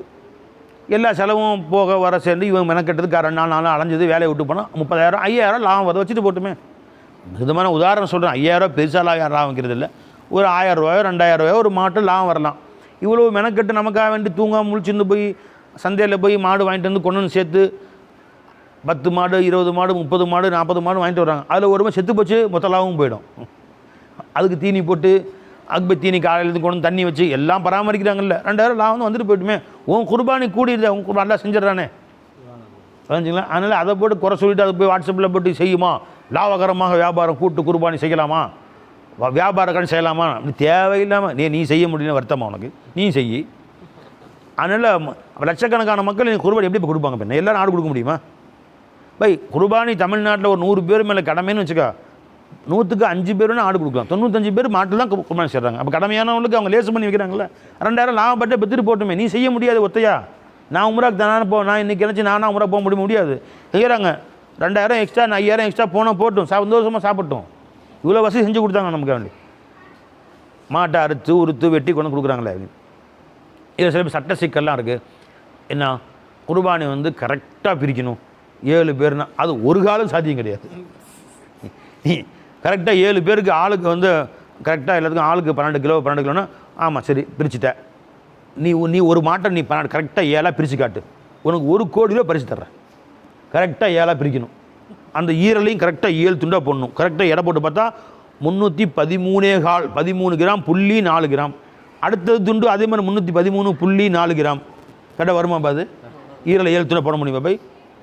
என்ன கறியை நீ எடை போட்டால் 12 கிலோ 411 கிராம் 1 கிலோ. அடுத்தது போட்டால் கட்டாயமாக 12 கிலோ 412 கிராம். ஏப்பா 1 கிராம் கூட வருது, அது பரவாயில்லைங்க. அப்போனா எல்லாமே பரவாயில்ல தான். யாராலும் பிரிக்க முடியாது. எதை வச்சுங்க பிரிக்கிறான்? சம்மதம் தான். இப்போ குர்பானி காசு கொடுத்து அவங்க என்ன, அவங்க கொடுக்கும்போது எனக்கு 5 கிலோ கறி போதும், சரி அவங்களே சொல்லிடுறாங்க நாங்கள் 5 கிலோ கறி தான் கொடுப்போம். நிறைய பேர் என்ன செய்கிறாங்கன்னா, கட்டாயமாக பெரிய மாடாக இருந்தால் எப்படி 10 கிலோ கறி வரும், எல்லோரும் 5 கிலோ கறி வாங்கிங்க அப்படின்னு கொடுத்துட்றாங்க. அவங்க சம்மதிக்கிறாங்கல்ல எனக்கு போதும்னு சொல்லி, அல்ஹம்துலில்லாஹ் அது போதுங்கண்ணா. அதுதான் அவங்க ஒப்பந்தம், அதுதான் அங்கே ஒப்புதல். 5 கிலோ கறி வாங்கிக்கிறாங்க, மிச்சம் 5 கிலோ சின்ன 1 கிலோ பாக்கெட்டாக போட்டு ஊரே சப்ளை பண்ணிடுறாங்க. ஒவ்வொருத்தரும் ஒரு மாதிரி செய்கிறாங்க. சில பேர் என்ன செய்கிறாங்க, உங்கள் மாடு வந்து நாளைக்கு காலைல 7 பேருக்கு ஒரு மாடு, உங்கள் மாடு வந்து நாளைக்கு காலையில் 7 மணிக்கு அறுக்கப்படும். ஆனால் 7 மணிக்கு வந்துடுறாங்க, 7 பேர் வந்துடுறாங்க. அறுத்து அங்கேயே பங்கு வச்சு கூடுதல் குறைவை நாங்கள் அள்ளி போடுறாங்க, கையில் அள்ளி போடுறாங்க, சில எடை போட்டு போடுறாங்க. இருந்தாலும் கூடுதல் குறை தான் வரும். அதை கண் கூட பார்க்குறாங்க, சம்மதிக்கிறாங்க. நிச்சயமாக கூடுதல் குறைவு தான் வருங்கிறது விளங்கி சம்மதிக்கிறாங்கல்ல, அதுதான் ஒப்புதல். மௌனமே சம்மதம். புரிஞ்சுங்களா? இல்லைங்க கரெக்டாக 7 போட்டு எனக்கு 7ல் 1 தான் வரணும், அதுக்கு 1 கிராம் கூடவோ 1 கிராம் குறைய வந்தால் நான் வாங்க மாட்டேன்னு ஒருத்தன் சொன்னான்டா, நீயே வச்சு சாவு, நீயே போய் மாடை பிடிச்சி அறுத்துக்கும். அது இப்படித்தான் நடக்கும். கூடுதல் குறைய வரும்னு நினச்சி தானே காசு கொடுக்குறாங்க. 1000 ரூபா கொடு, 10,000, இது 5000 ரூபா 4000 ரூபா கொடுக்குறாங்களா இல்லையா? அதுவே தான் ஒப்புதல். அந்த மாதிரி கரெக்டாக இருந்தால் கியாமத்து வரைக்கும் யாரும் குர்பானி கொடுக்க முடியாது. நீ ஒரு ஆட்டை பிரித்து கரெக்டாக 7 பிரித்து காட்டு, 1 கோடி ரூபா பரிசு நான் கொடுக்குறேன். இது ஏன் கேட்டேன், ஏன் சொல்கிறேன்னு கேட்டால் சில பேர் வாட்ஸ்அப்பில் இப்படி இல்லாமல் செய்கிறா நியாயமா, 5 கிலோ கறி எல்லா ஆடும் 5 கிலோ தான் வருமா, எல்லா மாடும் 4000 தான் வருமா? அது எப்படி சொல்லுங்க? மாடு பிடிக்க சந்தைக்கு போனால் ஒரு மாடு 22,000 சொல்லுவான், ஒரு 23,000 சொல்லுவான், 24,000 சொல்லுவான். இவன் 4,000 4 28,000 கணக்கு வச்சு வாங்குறாங்க. அதுக்கு சம்மதிக்கிறேன்னு அர்த்தம். ஆடு மாடு முன்ன பின்ன வந்தாலும் சம்மதிக்கிறேன், 4,000 கொடுத்துட்றேன்னு சொல்கிறேன். அந்த சம்மதம் தான் எல்லா காசு கொடுக்குறோன்னு தெரியும். நான் 4,000 ஒருத்தர் மாடுக்கு நான் கொடுக்குறேன், எனக்கு தெரியும் என்னென்று. கட்டாயமாக ஒரு முன்ன பின்ன தான் ஆகும். ஒரு மாடு சின்னதாக ஒரு மாடு கரெக்டாக பெருசாக தான் இருக்க தான் செய்யும். சம்மதிக்கிற மாதிரி அது தெரிஞ்சு தானே கொடுக்குறேன். தெரிந்து கொண்டு நான் காசு கொடுக்குறதே ஒப்பந்தத்தில் சட்டத்தில் உள்ளது. இதுக்கு பேர் வந்து உருஃப்னு சொல்கிறது. உருஃபில் உள்ளதையே மார்க்கம் சட்டமாக ஏற்றுக்கொள்கிறது. விளங்குங்களா? இஸ்திஹ்சா அதுக்கு பேர் என்ன சொல்லுங்க? உமூமுல் பல்வா இல்லைம்மா, உமூமுல் பல்வான்னு இருக்குது. உருஃபு தாருஃப் இருக்கு மார்க்கத்தில் 10 சட்டங்களில் 10 சட்டம் இருக்குது. பை எடுத்து பாருங்கள். இதில் உசூல் ஃபிக்ஹில் 10 சட்டங்களில் உருஃபும் ஒரு சட்டம் தான். இப்போ நான் சொல்கிறேன், நான் முட்டை திங்க மாட்டேன் அல்லாஹ் மேல் சத்தியமாக அப்படின்னு சொன்னால், இன்றைக்கி உருஃபில் ஏதோ முட்டைன்னு சொல்கிறேன், கடையில் போய் முட்டை கூட எது கொடுப்பான்? 4 முட்டை கூட எது கொடுப்பான்? கோழி முட்டை தான் கணக்கு. ஏன் பள்ளி முட்டை கூட தெருவில் கிடக்குது, செவுத்தில் பார்த்தா பள்ளி முட்டை கூட இருக்கும். நான் பள்ளி முட்டை தாங்க சொன்னேன். நான் பள்ளி முட்டை திங்க மாட்டேன்னு சொன்னேன். இந்த முட்டை திங்கலான்னா அதெல்லாம் ஒத்துக்க முடியாது. எல்லாமே சத்தியமாக முட்டை திங்க மாட்டேன்னு சத்தியம் பண்ணிவிட்டு முட்டை திங்கிறான். எப்படி திங்க சத்தியம் பண்ணிடா? நான் பள்ளி முட்டை சொன்னேன். என் நீயத்து வந்து பள்ளி முட்டை, பாம்பு முட்டை ஏன்னா அப்படின்னா அதெல்லாம் நீ சொன்ன முட்டை என்று முத்தலக்கன்னு சொன்னால் உருஃபு படிக்கிறது கோழி முட்டையை தான் குறிக்கும். விளைஞ்சா இதுக்கு பேர் உருஃபுன்னு பேர். விளைஞ்சிங்களா? அப்போ உருஃபில் இதெல்லாம் முன்ன பின்ன நடக்க தான் செய்யும். எல்லாம் கரெக்டாக ஒரே மாடு மாதிரி எல்லா மாடும் இருக்குமா? ஒரு மாட்டு வேலை மாதிரி எல்லா மாடு வேலையும் இருக்குமா? ஒருத்தர் மாதிரி எல்லாரும் கரெக்டாக பங்கு வைக்க முடியுமா? 7 கரெக்டாக 7 பேருக்கு பிரிக்க முடியுமா? முடியாது. எல்லாம் தெரிஞ்சு தான் நான் 4000 கொடுக்குறேன். சில பேர் எப்படி பிரிக்கிறாங்க, சில பேர் கரெக்டாக உங்கள் மாடுங்க இது 7 மணிக்கு நீங்கள் வந்துடுங்க அப்படின்னு சொல்லிட்டு அந்த மாட்டில் பிரித்து கொடுத்துட்றாங்க. சில பேர் சொல்கிறாங்க டோக்கன் கொடுத்துட்றாங்க. நிறைய 80 மாடு 90 மாடு இருக்கிறாங்க, அவங்க டோக்கன் கொடுத்துருவாங்க. இந்த டோக்கனுக்கு எப்போ வேணால் கறி வந்து வாங்கிக்கிங்க, சம்மதிக்க. அதையும் நான் சம்மதிச்சுக்கிறேன். நான் சம்மதிச்சா காசை கொடுக்குறேன், அது முன்னே தெரியுதே அவங்களுக்கு. இப்போ அவங்க என்ன செய்வாங்க, நீங்கள் முதல் நாள் வந்து வாங்கிங்கன்னு யார் மாடோ அறுத்துருப்பாங்க, அந்த கறியை கொண்டு கொட்டி அதில் 5 கிலோ நம்ம கொடுத்துருவாங்க. 5 கிலோ மிச்சத்தை ஏழைகளுக்கு பங்கு வச்சு கொடுத்துட்றாங்க அவங்க. மிச்சம் இல்லை, எல்லாருக்கும் 5. நான் சம்மதிக்கிறேன், என் கறி யாருக்கு வேணால் கொடுங்க அப்படின்னு. அப்போ கொடுக்கும்போதே என் கறியை எனக்கோ என்னுடைய இறைச்சியுடைய என் மாட்டுடைய இறைச்சியை நீ யாருக்கு வேணால் கொடுத்துருங்க. அது வந்து இப்படி அவர் இப்படி தான் செய்கிறாரு அப்படின்னு தெரிஞ்சு அவர்கிட்ட காசு கொடுக்குறதே என்னது? ஒப்பந்தத்தை ஏற்றுக்கொண்டேன்னு அர்த்தம். அதுக்கு ரஞ்சபை ஒருவர் இப்படித்தான் செய்கிறார் என்று தெரிந்து அவரிடத்திலே கொண்டு போய் நம்ம காசு கொடுக்கறதே என்ன அர்த்தம்? உன் ஒப்பந்தத்தை நான் ஏற்றுக்கொண்டேன் என்று தான் அர்த்தம். அதே சம்மதம், அதுதான் சம்மதம். இதுதான் உருஃபு. இதில் போய் நீ போய் சட்ட சீக்கிரம் ஒரே ஒரு மாடு நீ வாங்கி அதை அறுத்து காட்டு, கரெக்டாக 7 பிரித்து காட்டு. காசு வந்து கரெக்டாக தான் பிரிக்கணும் அப்படிலாம் கிடையவே கிடையாது. இப்போ காசு கரெக்டாக பிரிக்கணும் அதுவும் சாத்தியமே கிடையாது. ஏன்னா ஒரு மாடு 25,000 கொடுத்து வாங்கிட்டேன், நீ இங்கேருந்து பஸ்ஸில் போனதை கழிச்சிக்கோ 13 ரூபா, அது கழிச்சிக்கோ. அதனால டீ குடிச்சு அதையும் கழிச்சிக்கோ, அது கூட்டிக்கணும். அப்போ 25,013 ரூபா. அப்போ அங்கேருந்து வந்ததுக்கு மொத்தம் 8 மாடு கொண்டு வந்த மொத்தம் 1000 ரூபா வாங்கினான். 9 மாடு கொண்டு வந்தான், 1000 ரூபா வாங்கினான். ஒரு மாட்டுக்கு 127 ரூபா 17 காசு. இதெல்லாம் மொத்தமாக கூட்டி அதை 7ஆல் வகுத்தா 3113 ரூபா 33 காசு. எப்படியா கொடுக்க முடியாது? போய் அதுக்கு ஒரு பைசா கூட கொடுத்தாலும் ஹராமு, குறை கொடுத்தாலும் ஹராமு வகுத்தா கொடுக்குறாங்க. விளைஞ்சிங்களா? ஏதோ தனக்கு தெரியுமா மார்க்க சட்டங்கள்லாம். இப்போ இவ்வளோ காலம் நடந்து வர்றதெல்லாம் உருஃபை வந்து தனக்கு இச்சையாக மாதிரி சில ஆலிம்கள் வந்து வாட்ஸ்அப்பில் போட்டிருக்கணும், இதெல்லாம் ஜாயிஸான்னு கேட்குறாங்க. மசாலா முதல்ல படிவா. நீ வந்து உசூல் ஃபிக்ஹே படி முழுசாக ஓதுறதே கிடையாது. இவங்க எந்த ஆலிம்ஸாகவும் ஓதுறது கிடையாது. யார் உசூல் ஷாஷியை முழுசாக வந்து யார்? சில மதரசாக்களை முழுசாக முடிச்சு கொடுக்குறாங்க. புரிஞ்சுங்களா? முக்காவாசி மசாக்கள் 90% மசாக்கள் உசூல் ஷாசி ஆமு காசு அந்த குர்ஆன் தாண்டது இல்லை. அதுக்கடுத்து ஹதீஸ் அப்புறம் இஜ்மா கியாசம் வரக்கூடாது. இஸ்திஸ்ஹாபுல் ஹால் ரூபர் இஸ்திஸ்ஹாபுல் ஹால் இஸ்திஹ்சான்லாம் பின்னாடி மொத்தம் 10 மசால் பாய். 10 மசாலா யார் முழுசா ஓதுறா? அதனால என்ன பண்ணுறாங்க நிறைய பேர் வாய்க்கு வந்தெல்லாம் விடுறது. இது ஜாயிஸ் தான். மக்கள் எதை தன் புழக்கத்தில் ஏற்றுக்கொண்டார்களோ அது எல்லாமே அல்லாஹ்வின் ஃபض்லை கொண்டு ஜாயிஸ், ஹராம் என்று தீர்ப்பளிக்கப்படாத வரைக்கும் இது ஜாயிஸ் தான். கூட்டு குர்பானி ஜாயிஸ் தான் பை. நான் கூட்டு குர்பானி செய்யலை. இந்த மாதிரி இன்றைக்கி ஒரு தமிழ்நாடு முழுசு செய்கிறாங்க, நாமும் பங்கு கொடுக்குறோம். நம்ம அதனால நாமளும் வந்து காசு கொடுக்குறோம். இது ஜாயிஸ் இல்லைன்னு ஃபத்வா யாரும் கொடுத்தா நம்பாதீங்க. அதெல்லாம் முறைப்படி சந்தோஷமாக கொடுங்க. அது வேறு நிறைய பேர் எங்கள் ஃபோன் நிறைய பேர் ஹஜ்ரத் இந்த மாதிரிலாம் இன்னும் கூட்டு குர்பானி செல்லாது, காசெல்லாம் முன்ன பின்ன ஆகுது, கறி முன்ன பின்ன ஆகுது, சட்டம்லாம் சொல்கிறாங்களே ஹஜ்ரத் இதெல்லாம் ஜாயிஸான் ஃபோன் பண்ணிட்டு யாருப்பா சொன்னா? நீ சந்தோஷமாக செய்ப்பா. இப்போ இவ்வளோ காலந்தொட்டும் நெடுங்காலமாக உம்மத்தை முகமதியை செஞ்சு வர்றது எல்லாத்தையும் ஹராம்னு சொல்ல முடியுமா? அல்ல அவங்க வியாபார நோக்கில் செய்கிறாங்களா? இப்போ எல்லாம் வியாபார நோக்கு தான், ஆடும் வியாபார நோக்கு தான். அதெல்லாம் ஜாயிஸ் தான்ப்பா. சும்மா அதில் போய் மசாலா கிண்டிகிட்டா இருக்க வேணாம், சந்தோஷமாக செய்யுங்க. என்ன பை? அதனால் அதெல்லாம் நம்ம வந்து நீண்ட ஆராய்ச்சிகள் நமக்கு தேவையில்லை. விட்டா முடிஞ்சுங்களா? சரி, வேறு சந்தேகம் இருந்தால் கேளுங்க இது சம்மந்தமாக. சரி, அதாவது குத்துமதிப்பாக தான் பிரிக்க முடியும், கரெக்டாக எடை போட்டால் பிரிக்க முடியாது. அது ஜாயிஸ்ன்னு எப்போ கல்வி நான் அது ஒத்துக்கொண்டு இப்படி தான் செய்கிறாங்கன்னு தெரிஞ்சு காசை கொடுக்குறேனே, அதுவே உங்களுடைய முழு கோரிக்கையின் முழு நிபந்தனையை நான் ஏற்றுக்கொண்டேன் என்று தான் அதுக்கு அர்த்தம். அது ஜாயிஸ் தான். யாராவது ஒருத்தர் காசு தரும்போது என் 7 பேரில் கரெக்டாக என் காசு கரெக்டாக மிச்ச காசு கொடுத்துடணும், 4000 ரூபாயில் என் கறியை கரெக்டாக கொடுத்துடணும்னு சொன்னால் நீ காசை நீயே வச்சு. யாராலும் முடியாது, சாத்தியமே இல்லை ஒரு காலமும். இந்த சாத்தியமா? காசை கரெக்டாக 7 பேர் ஒரு ஆட்டுக்கு என்ன செலவானதோ ஒரு மாட்டுக்கு என்ன செலவானதோ அந்த செலவை 7ஆக கரெக்டாக பிரிக்க சாத்தியமா? சொத்தே பிரிக்க முடியாது தம்பிங்களுக்கு. நீ அந்த மாதிரி கரெக்டாக கிராம் கணக்கில் இடம் போட்டிருந்தா. எனவே அத்தா மொத்தா போயிட்டாரு, பசங்க 4 பேர் பொண்ணுங்களாம் இருக்காங்க, ஆளுக்கு இத்தனை பங்குன்னு பிரிச்சாச்சு.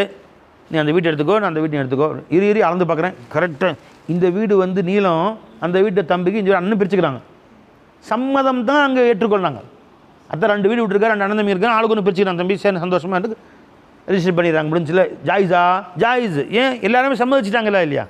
நீ அளந்து பார்த்தா இந்த வீட்டு நீளம் 40 அடி 33 இன்ச்சு, அது 40 அடி 32 இன்ச்சு வருது. ஜாயிஸே இல்லை, ஹராமு, தரகத்துக்கு போக வேண்டாம். அது சொல்ல முடியுமா பை? நீளம் அகலம் கூட குறைத்தான் வரும் ஏதாவது ஒன்று. அந்த வீடு செங்கலை எண்ணி பாருங்க, இந்த வீடு செங்கல் எண்ணி பாருங்க. இனி பாருங்க, இந்த வீட்டில் வந்து 10,000 செங்கல், அங்கே 10,001 செங்கல் இருக்குது, கூட அது ஜாயிஸ், ஹராம், நரகத்துக்கு போகணும். என்ன அதான் அண்ணனும் சம்மதித்து கொண்டார், தம்பியும் சம்மதித்து கொண்டார், கையெழுத்து போட்டாங்க, கூட கொண்டா பரவாயில்லப்பா அப்படின்னு முடிஞ்சு போச்சு. வீட்டை விற்றாங்க, 2 லட்ச ரூபாய்க்கு விற்றாங்க. எவ்வளோப்பா? இவருக்கு 15 லட்சம், அவருக்கு 13 லட்சம் பிரித்து கொடுத்துட்டாங்க. 15 இது முறைப்படி பார்த்தா கரெக்டாக வருமா? அது என்று 1 ரூபா காசை பிரித்து அதெல்லாம் எல்லாம் பிரிக்கணும். அந்த வீடு விற்கிறதுக்கு எவ்வளோ செலவாச்சு, போகிற வர போக்குவரத்து காசு எல்லாம் கணக்கு போட்டால் சில்லறை காசுலாம் வரும். சில்லறை காசே இன்றைக்கி இல்லை. அதனால் இதெல்லாமே வந்து மக்களுடைய பழக்கத்தோட உறுப்புக்கு மார்க்க மதிப்பு கொடுக்கிறது, மக்கள் பழக்க வழக்கத்துக்கு மார்க்க மதிப்பு கொடுக்கறது, இது ஏற்றுக்கொள்ளப்பட்டது. இதனை ஏன் இவ்வளோ விரிவாக சொல்கிறேன்னு கேட்டால் இன்றைக்கி ஒரு பெரிய பாஷாக்கிட்டாங்க இதை. பார்த்தீங்களா? வாட்ஸ்அப்லாம் பார்த்தீங்களா? குர்பானி கூடாதுன்னு சில பேர், கூட்டு குர்பானி இப்படி செய்வது கூடாதுன்னு, அதுக்காக இவ்வளோ விரிவாக சொல்ல வேண்டிய ஏற்பட்டுச்சு. சரிப்பா. இப்போ ஆடு வந்து 1 வருஷம் பூர்த்தியாக இருக்கணும், மாடு வந்து 2 வருடம் பூர்த்தியாக இருக்க வேண்டும். ஆடு செம்மறி ஆடாக இருந்தால் அது 6 மாதம் பூர்த்தியான குட்டியாக இருந்தாலே போதுமானது, நல்ல வாட்ட சட்டமாக இருந்தால். மாடு கட்டாயம் 2 வருஷம் பூர்த்தியான. மாட்டை பொறுத்த வரைக்கும் 1 வருஷத்துக்கு ஒரு பல்லு, பெரிய பல்லாக உண்டாகும். ஆரம்ப சின்ன பல்லாக இருக்கும். 1 வருஷம் வந்து சின்ன பல்லு வந்து பெரிய பல்லாக ஒரு பல்லு முளைக்கும். 2 வருஷம் ஆச்சுன்னா 2வது பல்லு சின்ன பல்லு ஊற்றிட்டு 2வது பெரிய பல்லு முளைக்கும். இப்போ 2 பல்லு இருந்துச்சுன்னு சொன்னால் அதான் அடையாளம். விளைஞ்சுங்களா? இது வந்து 2 வருஷம் பூர்த்தியானது அப்படின்னு அர்த்தம். சரிங்க. சில மாடு இது வந்து எல்லாருக்கும் பொதுவானது. சில மாடுகளுக்கு பல்லே உழுகாது, 2 வருஷம் பூர்த்தியாக இருக்கும், அந்த மாதிரி இருக்கலாம். முன்ன பின்ன ஆகலாம். 2 வருஷத்தில் 3 பல்லு கொடுக்கலாம், கொஞ்சம் முன்ன பின் இருக்கலாம். அது வளர்க்கக்கூடியவர்கள் ஈமான்தாரியாக இருந்தால், நம்பிக்கையுரியாக இருந்தால் அவர் சொல்ல பேச்சு கேட்டு அதை எடுத்துக்கலாம். அதனால் பார்க்கவே குட்டி ஆட தெரியுது, குட்டி மாடு மாதிரி தெரியுது, அதை கொண்டு தான் இருக்கக்கூடாது. அந்த மாதிரிலாம் அது வந்து ஷரியத்துக்கு முரணானது. யார் அது நான் கூட்டு குர்பானி செய்கிறாங்களோ அவர்களுடைய பொறுப்பு அது, அல்லாட்ட அவங்க தான் பதில் சொல்லணும். அந்த நாம் முறைப்படி கொடுத்தாச்சு, நம்பி கொடுத்தாச்சு, அது அவங்க அல்லா தான் பதில் சொல்லணும். இப்போ பாரு, ஏன்னா இது வந்து இன்றைக்கி சூழ்நிலை ஹஜ்ஜில் போனீங்கன்னு வச்சுங்களேன், 50 லட்சம் பேர் ஹஜ்ஜுக்கு, 50 லட்சம் பேர் வர்றாங்க. அது அவ்வளோ பேர் குர்பானி எப்படி கொடுக்க முடியும்? இதுவும் இப்படி ஆட்டை போட்டு அறுக்க முடியும்? நான் ஹஜ்ஜுக்கு போயிருந்தேன், 8000 கொடுங்க காசை வாங்கிட்டாங்க. 8000 கொடுங்கன்னு காசை வாங்கிட்டாங்க. கவர்மெண்ட் அறுத்துரும் அப்படின்ட்டாங்க. சலாம் பேங்க்கை இன்னொரு பேங்க், அல் சலாம் பேங்க்கை இன்னொரு பேங்க் இருக்குது, நான் பேங்கில் பணம் கட்டிடணும். இங்கேயே வாங்கிட்டாங்க. எங்கள் இந்தியாவுக்கு போகும்போதே 8,000 காசு கட்டியாச்சு. எப்படிங்க செய்கிறது அப்படின்னு கேட்டோம். ஹனஃபி மதப்படி முதல்ல கல் அடிக்கணும், அடுத்தது ஆடு அறுக்கணும், அடுத்தது மொட்டை, கல்லாடு மொட்டை. இந்த முறைக்கு மாற்றமாக செஞ்சால் தம்மு கொடுக்கணும், ஒரு ஆடு எக்ஸ்ட்ரா இருக்கணும். கல்லடித்து விட்டு ஆடு அறுக்க வேண்டும், மொட்டை அடிக்க வேண்டும். அப்போ ஏன் ஆடு எப்போ அறுப்பாங்க எப்படி தெரியும்? உங்களுக்கு டைம் கொடுப்பாங்க அப்படின்ட்டாங்க. எனக்கு காலையில் 10:30 டைம் கொடுத்துருக்காங்க. குர்பானி அன்னைக்கு காலையில் 10:30. சரி 10:30 கரெக்டாக நம்ம மாடு அறுத்துருவாங்க போல் தெரியுது, நம்ம நம்பரை போட்டு என் நம்பர் போயிடும் இல்லையா, அறுப்பாங்க போல் தெரியுது அப்படின்ட்டு சந்தோஷம் போயிடுவாங்க. போனால் என் கட்டடத்தில் வந்து தங்கியிருக்கவங்க, பக்கத்து கட்டத்தில் தங்கியிருக்கிறவங்க எல்லாம் ஒரு 2,000 10,000 பேர் பார்த்தா அத்தனை யாரை கேட்டாலும் 10:30 டைம் போட்டிருக்கான். அது எப்படி 10:30க்கு 10,000 ஒன்றா இருக்க முடியுமா? ஆட்டுக்குன்னு வாங்கின காசை 10,000 பேர் ஆட்டையும் ஒன்றா இருக்க முடியுமா நான் பார்த்த வரைக்கும்? அப்போ 50 லட்சம் பேர் ஆட்டையும் ஒன்றா இருக்க முடியுமா? எல்லாருக்கும் 10:30 டைம் போட்டிருக்கான். நான் நேராக அங்கே ஹஜ்ஜு, அங்கே காபத்துல்லாவுடைய அசலாக தெரியும் அவங்க என்ன சொல்கிறான்னு கேட்குறதுக்காக வேண்டி. ஏன்னா ஹனஃபி மதுஹப் மட்டும்தான் கல்லாடு மொட்டை, மற்ற எல்லா மதுஹப்லையும் லாஹரஜ். மற்ற எல்லாம் முன்ன பின்ன மாற்றினா லாபாசஃபி அது எப்படி வருது? அதே லாபாஸ் லாஹரஜ் பெருமான் சொல்லாது லாஹரஜஃபி. ஹனஃபி மதுஹப் மட்டும்தான் அந்த அந்த இது மாற்றக்கூடாது, கல் ஆடு மொட்டை. அவன்கிட்ட போய் கேட்டேன் என்னங்கன்னு. இது வந்து நாங்கள் ஹம்பலி மதுஹப்படி ஜாயிஸ் தான், நீங்கள் முன்ன பின்ன மாற்றிக்கலாம். அவன் நம்ம ஆட்டை 2 நாள் கழிச்சு அறுத்தாலும் சரி தான், 3 நாளுக்கு என்றைக்கு வேணால் இருக்கலாம். கால பெருமான கால ரஜுனில் நபி ஸல்லல்லாஹு அலைஹி வஸல்லம் ஜுர்த்து கபல அன் அர்மி, நான் ரம்மி செய்கிறதுக்கு முன்னாடி ஜியாரா செஞ்சு வந்துட்டேன், லா ஹரஜ். கால ஹலக்து கபல அன் அதுபஹ, அறுக்கிறதுக்கு முன்னாடி மொட்டை அடிச்சிட்டேன் யா ரசூலல்லாஹ், லா ஹரஜ். கால தபஹத்து கபல அன் அர்மி, கல் இருக்கிறதுக்கு முன்னாடி ஆடு அறுத்துட்டேன் யா ரசூலல்லாஹ், லா ஹரஜ. புகாரி. இந்த ஹதீஸ் படி மற்றவர்கள் எல்லாம் என்ன சொல்கிறாங்க பை? தர்த்தீப் ஜாயிஸ் இல்லைங்கிறாங்க. ஹனஃபி மதுஹப் தர்த்தீபு கட்டாயம் ஃபரது, ஒரு தர்த்தீபுக்கு வாஜிபு, தர்த்தீபுக்கு மாத்திரம் தம்மு கொடுக்கணும். லா ஹரஜ வருது செய்ய நைசாச்சு தப், அதனால் பரவாயில்லைன்னு சொன்னாங்க. சரி ஹஜ்ஜு முடியாது, ஹஜ்ஜு கூடிக்கும்னு அர்த்தம். அதுக்கு லா ஹரஜ் அர்த்தம் என்ன? ஹஜ்ஜு கூடிக்கும். அதனால் குற்றம் இல்லையா, அதனால் வந்து எந்த தண்ட குற்றமும் இல்லையா, அது தண்ட குற்றம் தான் செய்யும். தண்ட குற்றம் அது கொடுத்தா அப்படின்ட்டாங்க. ஏன்னா வேறு சில ஹதீஸ்களை கொண்டு அது நிரூபிக்கப்பட்டிருக்குது. அதுக்கு அதன் காரணமாக தண்ட குற்றம் கொடுத்தாகணும், பிரச்சனை இல்லை, அதனால் பாதிப்பு இல்லைன்னு அர்த்தமே ஒழிய அலைஞ்சா கொடுத்தான் அலைஞ்ச போய் அதற்குரிய விளைவுகள் இருக்க தான் செய்யும். அந்த விளைவுடனே கூடி பரவாயில்லை அப்படின்னு அர்த்தம். அலைஞ்ச போய் நீங்கள் நடந்து போனீங்க, ஒருத்தன் கையை காலை வச்சு போதும் கீழே ஊற்றுட்டீங்க, அல்ல பரவாயில்ல அப்படின்னா வலிக்கு தானே செய்யும், வலி இருக்கும், வலி இருப்பதுன்னே பரவாயில்லன்னு அர்த்தம். அதுக்கு அதற்குரிய விளைவு இருக்கும், கட்டு போடணும், அவன் வந்து ரத்தம் வந்திருக்கு, மருந்து போட்டு தான் ஆகணும். அந்த மருந்து போட்டு தான் பரவாயில்லைன்ற ஒன்றுன்னு அந்த புண்ணு நல்லா போயிடுமா? இல்லை, புண்ணுக்கு மருந்து போடணும், அதனால் பரவாயில்ல அப்படி அர்த்தம்.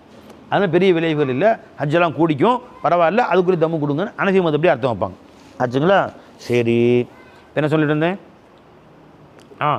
இப்போ நாம் கொடுத்த நம்முடைய முறைப்படி அவங்க ஆனால் அரசாங்கம் தான் வாங்குது இந்த காசை. 8,000 ரூபா எனக்கு ஒரு நம்பர் கொடுத்துருவாங்க, என் நம்பரில் 37,415 37,415 நம்பர். அதை அவங்க நாள் நகர்லேருந்து அறுக்க ஆரம்பிச்சிடுவாங்க. எனக்கு ஆடு வாங்கிடுவாங்க, அந்த ஆட்டில் நம்பர் போட்டுருவாங்க. என் ஆட்டை எப்போ இருப்பான்னு எனக்கு தெரியாது, நாளாக இருக்கலாம், 2ஆம் நாளாக இருக்கலாம், 3ஆம் நாளாக இருக்கலாம்.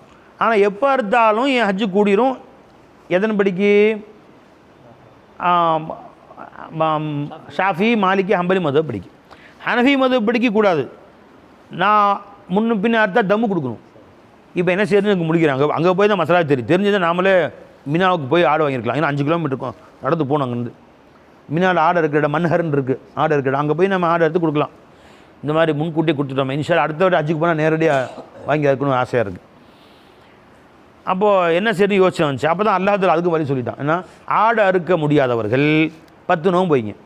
3 நாட்கள் துல்ஹஜ் பிறை பிறந்தவுடன் அரஃபாவுக்கு கிளம்புறதுக்கு முன்னாடி நோன்பு வச்சிடணும். மிச்சம் 7 நாட்கள் சபஅத்துன் இதா ரஜஅத்தும், வீட்டுக்கு வந்து 7 நோன்பு வச்சுட்டா ஆடு அறுக்கிறதுக்கு பகரமாக ஆயிடும். யார்? முத்தமத்தியக்கும் காரினுக்கும். நாம் வந்து தமத்து செய்கிறோம். நம்ம ஹஜ்ஜில் நம்ம ஹஜ்ஜு தமத்து, உம்ரா செஞ்சுட்டு பிரிச்சுட்டு ஹஜ்ஜு செய்கிறோம். அதனால் அல்லாஹ்வுடைய ஃபضலை கொண்டு துல்ஹஜ் மாதம் பிறந்த உடனே 3 நாள் நோன்பு வச்சுட்டேன் அங்கேயே மக்காவிலே. ஆட்டுக்கும் காசு கொடுத்தாச்சு. அல்லாஹ் கிருபை ஊருக்கு வந்தோன்னா 7 நோன்பு வச்சாச்சு. இப்போ 10 நோன்பு வச்சா அல்லாஹ் இது ஆடு முன்ன பின் ஆனாலும் 10 நோன்பு வச்சாச்சு அல்லாஹ் ஏற்றுக்கொள்வான் என்று ஒரு நம்பிக்கை, சந்தோஷம்.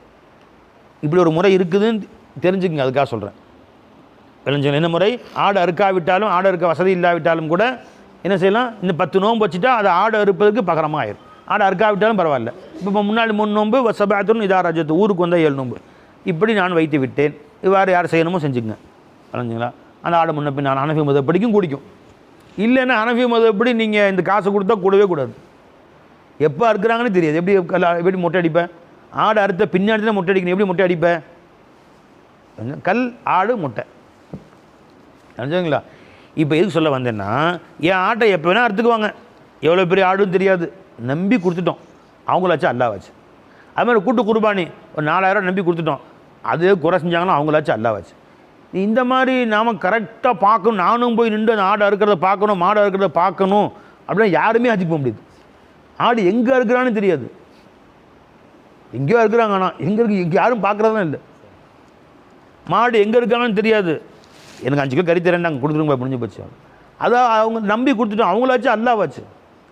பை அப்படின்னா 5 தொழுகவே முடியாது. பை இந்த இமாமை பின்தொடர்ந்து அல்லாஹுக்காக தொழுகிறேன்னு தொழுது முடிச்சிட்டோம், முடிஞ்சு போச்சு. அந்த இமாம் ஒழு செஞ்சீங்களா சார்? நீங்கள் போய் ஒழு சரி நான் பார்க்குறேன், ஒழுங்காக செய்யுங்களான்னு காட்டியா? ஏன் மேலே ஒழு செய்யா? ஏன் அவர் நம்ம மேலே கோவத்தில் இந்த தடி பயலோ வந்து சரியாக சம்பளம் கொடுக்க மாட்டேங்கிறான் அப்படின்னு ஒழு செய்யாமல் தொழு வச்சாருனா இமாம் சார்? வாய்ப்பு இருக்கா இல்லையா? சரி, ஒழு செஞ்சுட்டாரு. அவருக்கு காலில் தார் ஒட்டி இருந்துச்சு, கையில் பெயிண்ட் ஒட்டி இருந்துச்சுன்னா இங்கே வாயா தொழு முதல்ல கை காட்டுங்க. எங்கேயும் பெயிண்ட் இல்லை, இந்த கை காட்டு, காலை காட்டு. எல்லாம் ஆராய்ச்சி பண்ணி என் மேலே ஒழு செய்யா செஞ்சு ஒரு மேலே ஒழு செய், இப்போ தொழுவை அப்படின்னா என்ன செய்கிறோம்? அல்லாஹ் இந்த இமாமை பின்தொடர்ந்து அல்லாஹுக்காக நிச்சயமாக அவர் ஒழுங்காக செய்வார். அவ்வளோதான். அவ்வளோ நம்பிக்கை தொழுகிறோம். நம்பிக்கை மட்டும் இல்லைன்னா வாழ்க்கையே ஓடாது பை. புரிஞ்சுங்களா? வாழ்க்கையே ஓடாது. அப்போ 5 தொழுகை இமாம் ஆராய்ச்சி பண்ண ஒரு செய்யாமல் வந்து நேராக வந்து நின்ட்டாருங்க. இப்போ ஒரு இஷாவுக்கு செஞ்ச ஒழுவாக இருக்கும் கூட. புரிஞ்சுங்களா? அப்போ தொழுக முடியுமா? நாம் இந்த இமாம் உண்மையில் நல்லபடி தொழுக வைப்பார் நம்பி தக்பீர் கட்டியாச்சு, அவராச்சு அல்லாஹ்வாச்சு, நம்ம தொழுகை நிறைவேறிச்சு. அவள் தான் 4000 கொடுத்துட்டேன், ஏன் கருபா நிறைவேறி போச்சு. அவர் முறைப்படி அறுக்கிறேன் அப்படின்னு சொல்லிட்டாரு, ஏன் குருபா நிறைவேறி போச்சு. அவராச்சு அல்லாஹ்வாச்சு, அவர் முறைப்படி செய்யணும். அல்லாஹ்ட போய் சொல்லிட்டு போகிறாரு, நான் சந்தோஷமாக என் குருபா நிறைவேறிச்சு. அதாச்சுங்களா? இப்படி இல்லை என்றால் வாழ்க்கையில் எதுவுமே நடக்காது. டிரைவர் வண்டி ஏறிட்டீங்க, மெட்ராஸ் வண்டி ஏறிட்டீங்க, டிரைவர்கிட்ட போய் எத்தனை வருஷம் அனுபவம் சார்? டிரைவர் லைசன்ஸ் இருக்கா உங்களுக்கு? லைசன்ஸ் முதல்ல ஏரியா எத்தனை வருஷம் வண்டி ஓடி பழக்கம்? இவருக்கு எத்தனை ஆக்சிடென்ட் ஆகிருக்கு உனக்கு? கொண்டா கேட்ட உட்காந்துருப்பீங்க. பிஸ்மில்லாஹ் தவக்கல்து அலல்லாஹ், ஏறி உட்காரு, ஏறி உட்காந்துட முடிஞ்சு போச்சு. அந்த மாதிரி தான் மார்க்கத்தில் சில விஷயங்களை உறுப்பை வைத்து நிறைவேற்ற வேண்டும். மசாலா வேணுச்சிங்களா?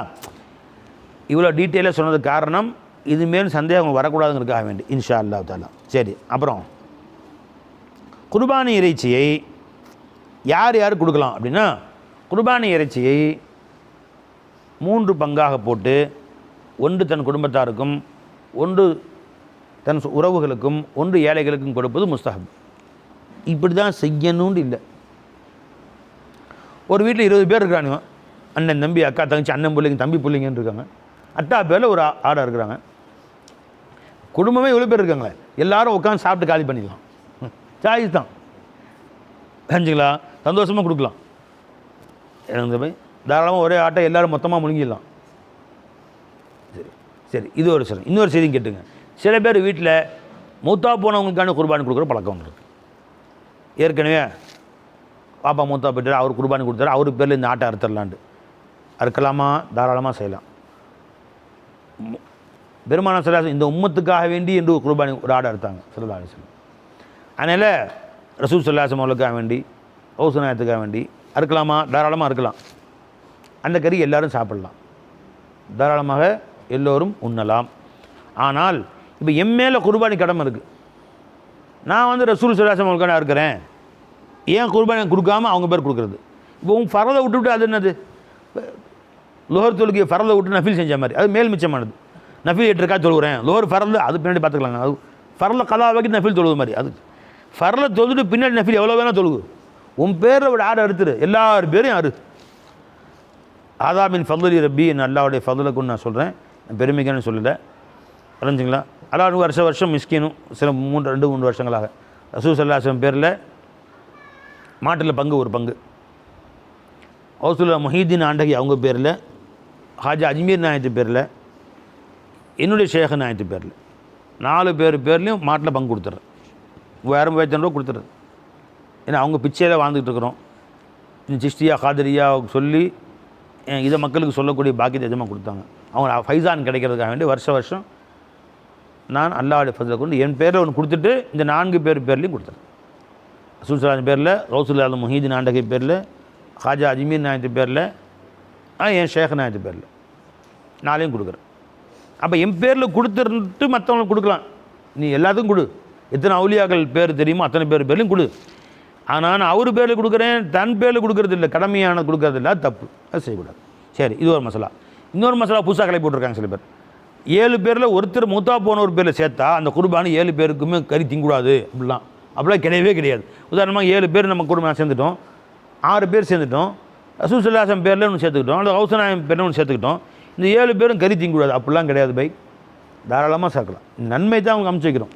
தாராளமாக குர்பானி கறியை நாம் எல்லோரும் சாப்பிடலாம்.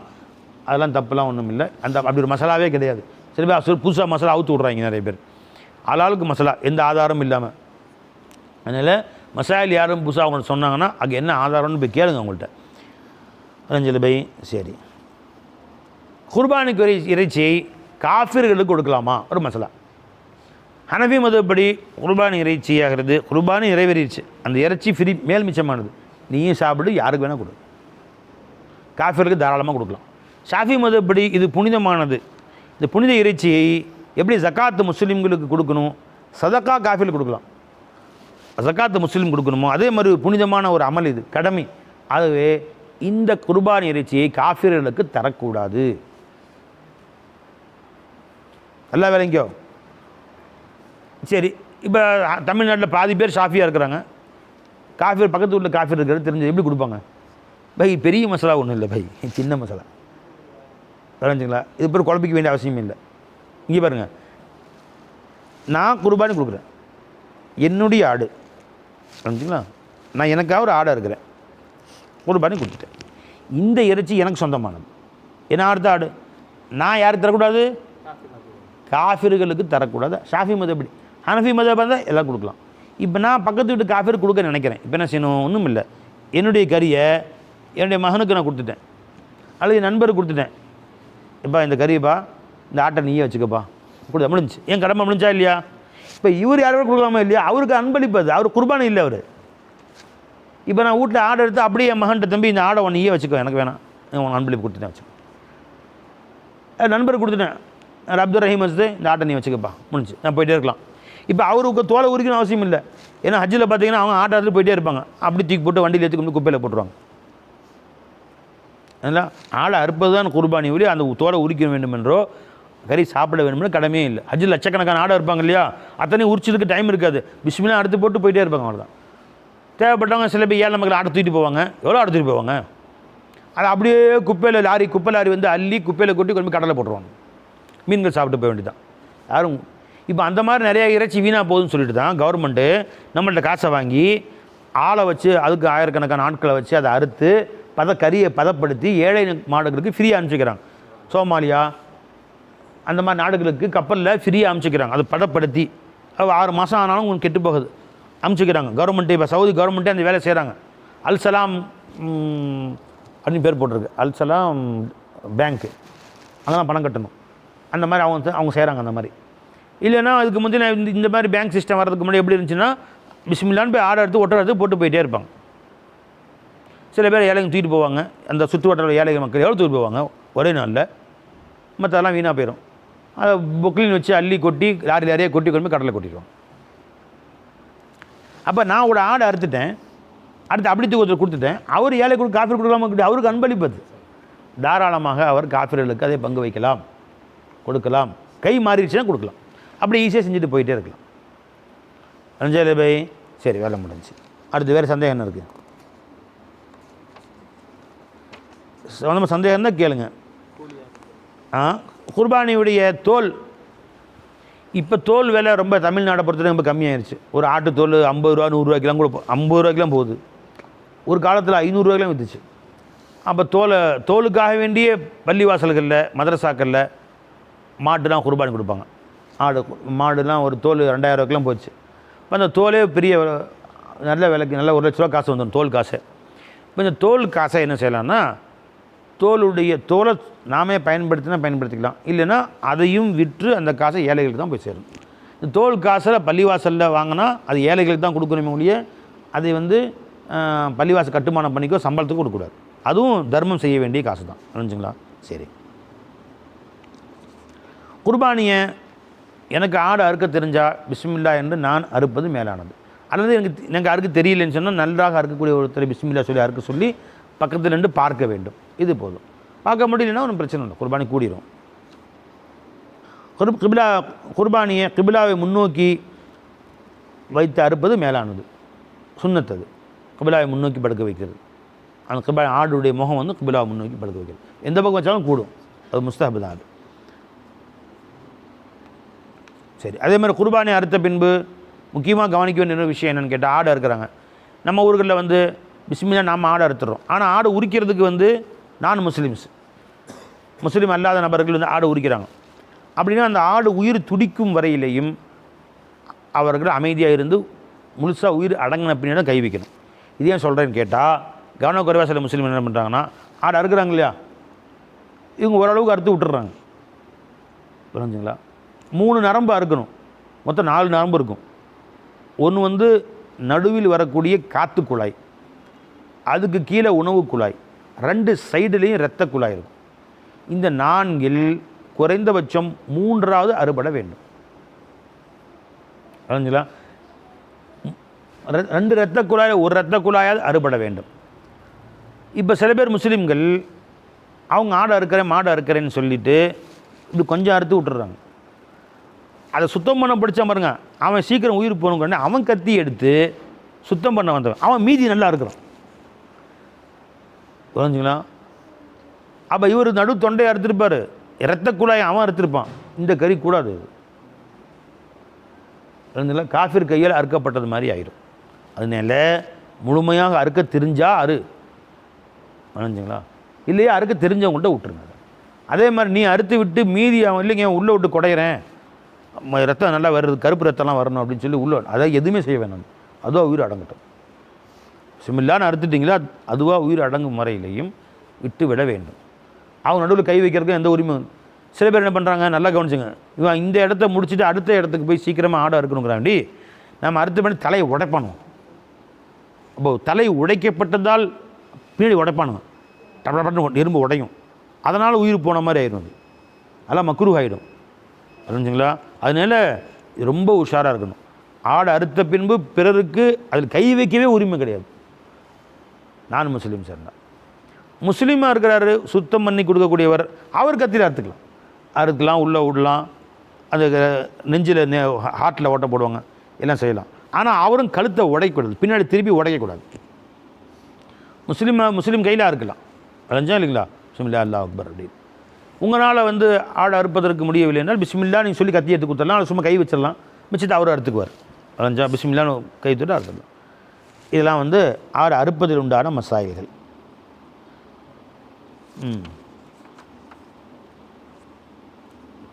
சரி. இப்போ அறுப்பதற்கு முன்பு பிஸ்மில்லா சொன்னால் போதும். பிஸ்மில்லான்னு சொல்லி அறுத்தாலும் முடிஞ்சு போச்சு. இவருக்காக வேண்டிய மனசை நீத்து வச்சுக்கலாம். பிஸ்மில்லாஹி அல்லாஹ் அக்பர் சொல்லி இருக்கலாம். பெருமான துவா ஓதுவங்க, இன்னி வஜ்ஜஹ்து வஜ்ஹி லில்லதி ஃபத்தரஸ் ஸமாவாத்தி வல் அர்த ஹனீஃபன் வ மா அன மினல் முஷ்ரிகீன் இன்ன ஸலாத்தி வ நுஸுகி வ மஹ்யாய வ மமாத்தி லில்லாஹி ரப்பில் ஆலமீன் லா ஷரீக லஹு பிதாலிக உமிர்து வ அன மினல் முஸ்லிமீன் அல்லாஹும்ம ஹாதிஹி மின்க வலக பிஸ்மில்லாஹி அல்லாஹ் அக்பர் என்று சொல்லி அறுத்ததாக ஹதீஸில் வருகிறது.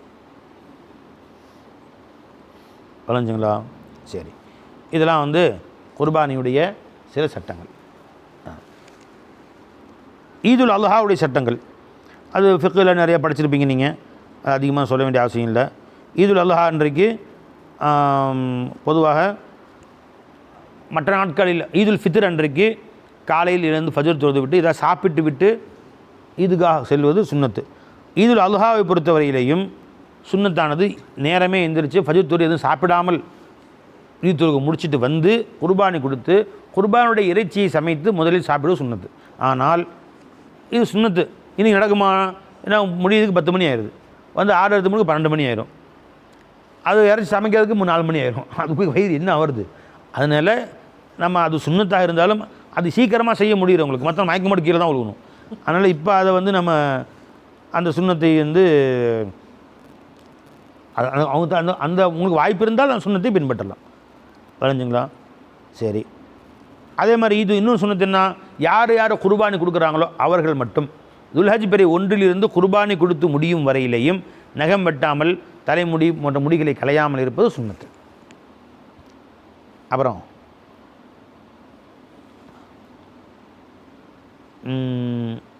யௌமுன் நஹர் என்று அறுப்பது மேலானது.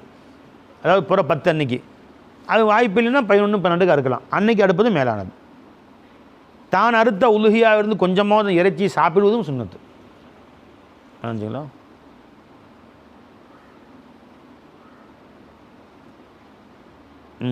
அப்புறம் கத்தியை அறுப்பதற்கு முன்னாடி நன்றாக தீட்டிக்கொள்ளு, கூறாக இருந்தாலும் பறக்கத்துக்கு ஒரு தீட்டிக்கொள்வது அதுவும் சுன்னத்து.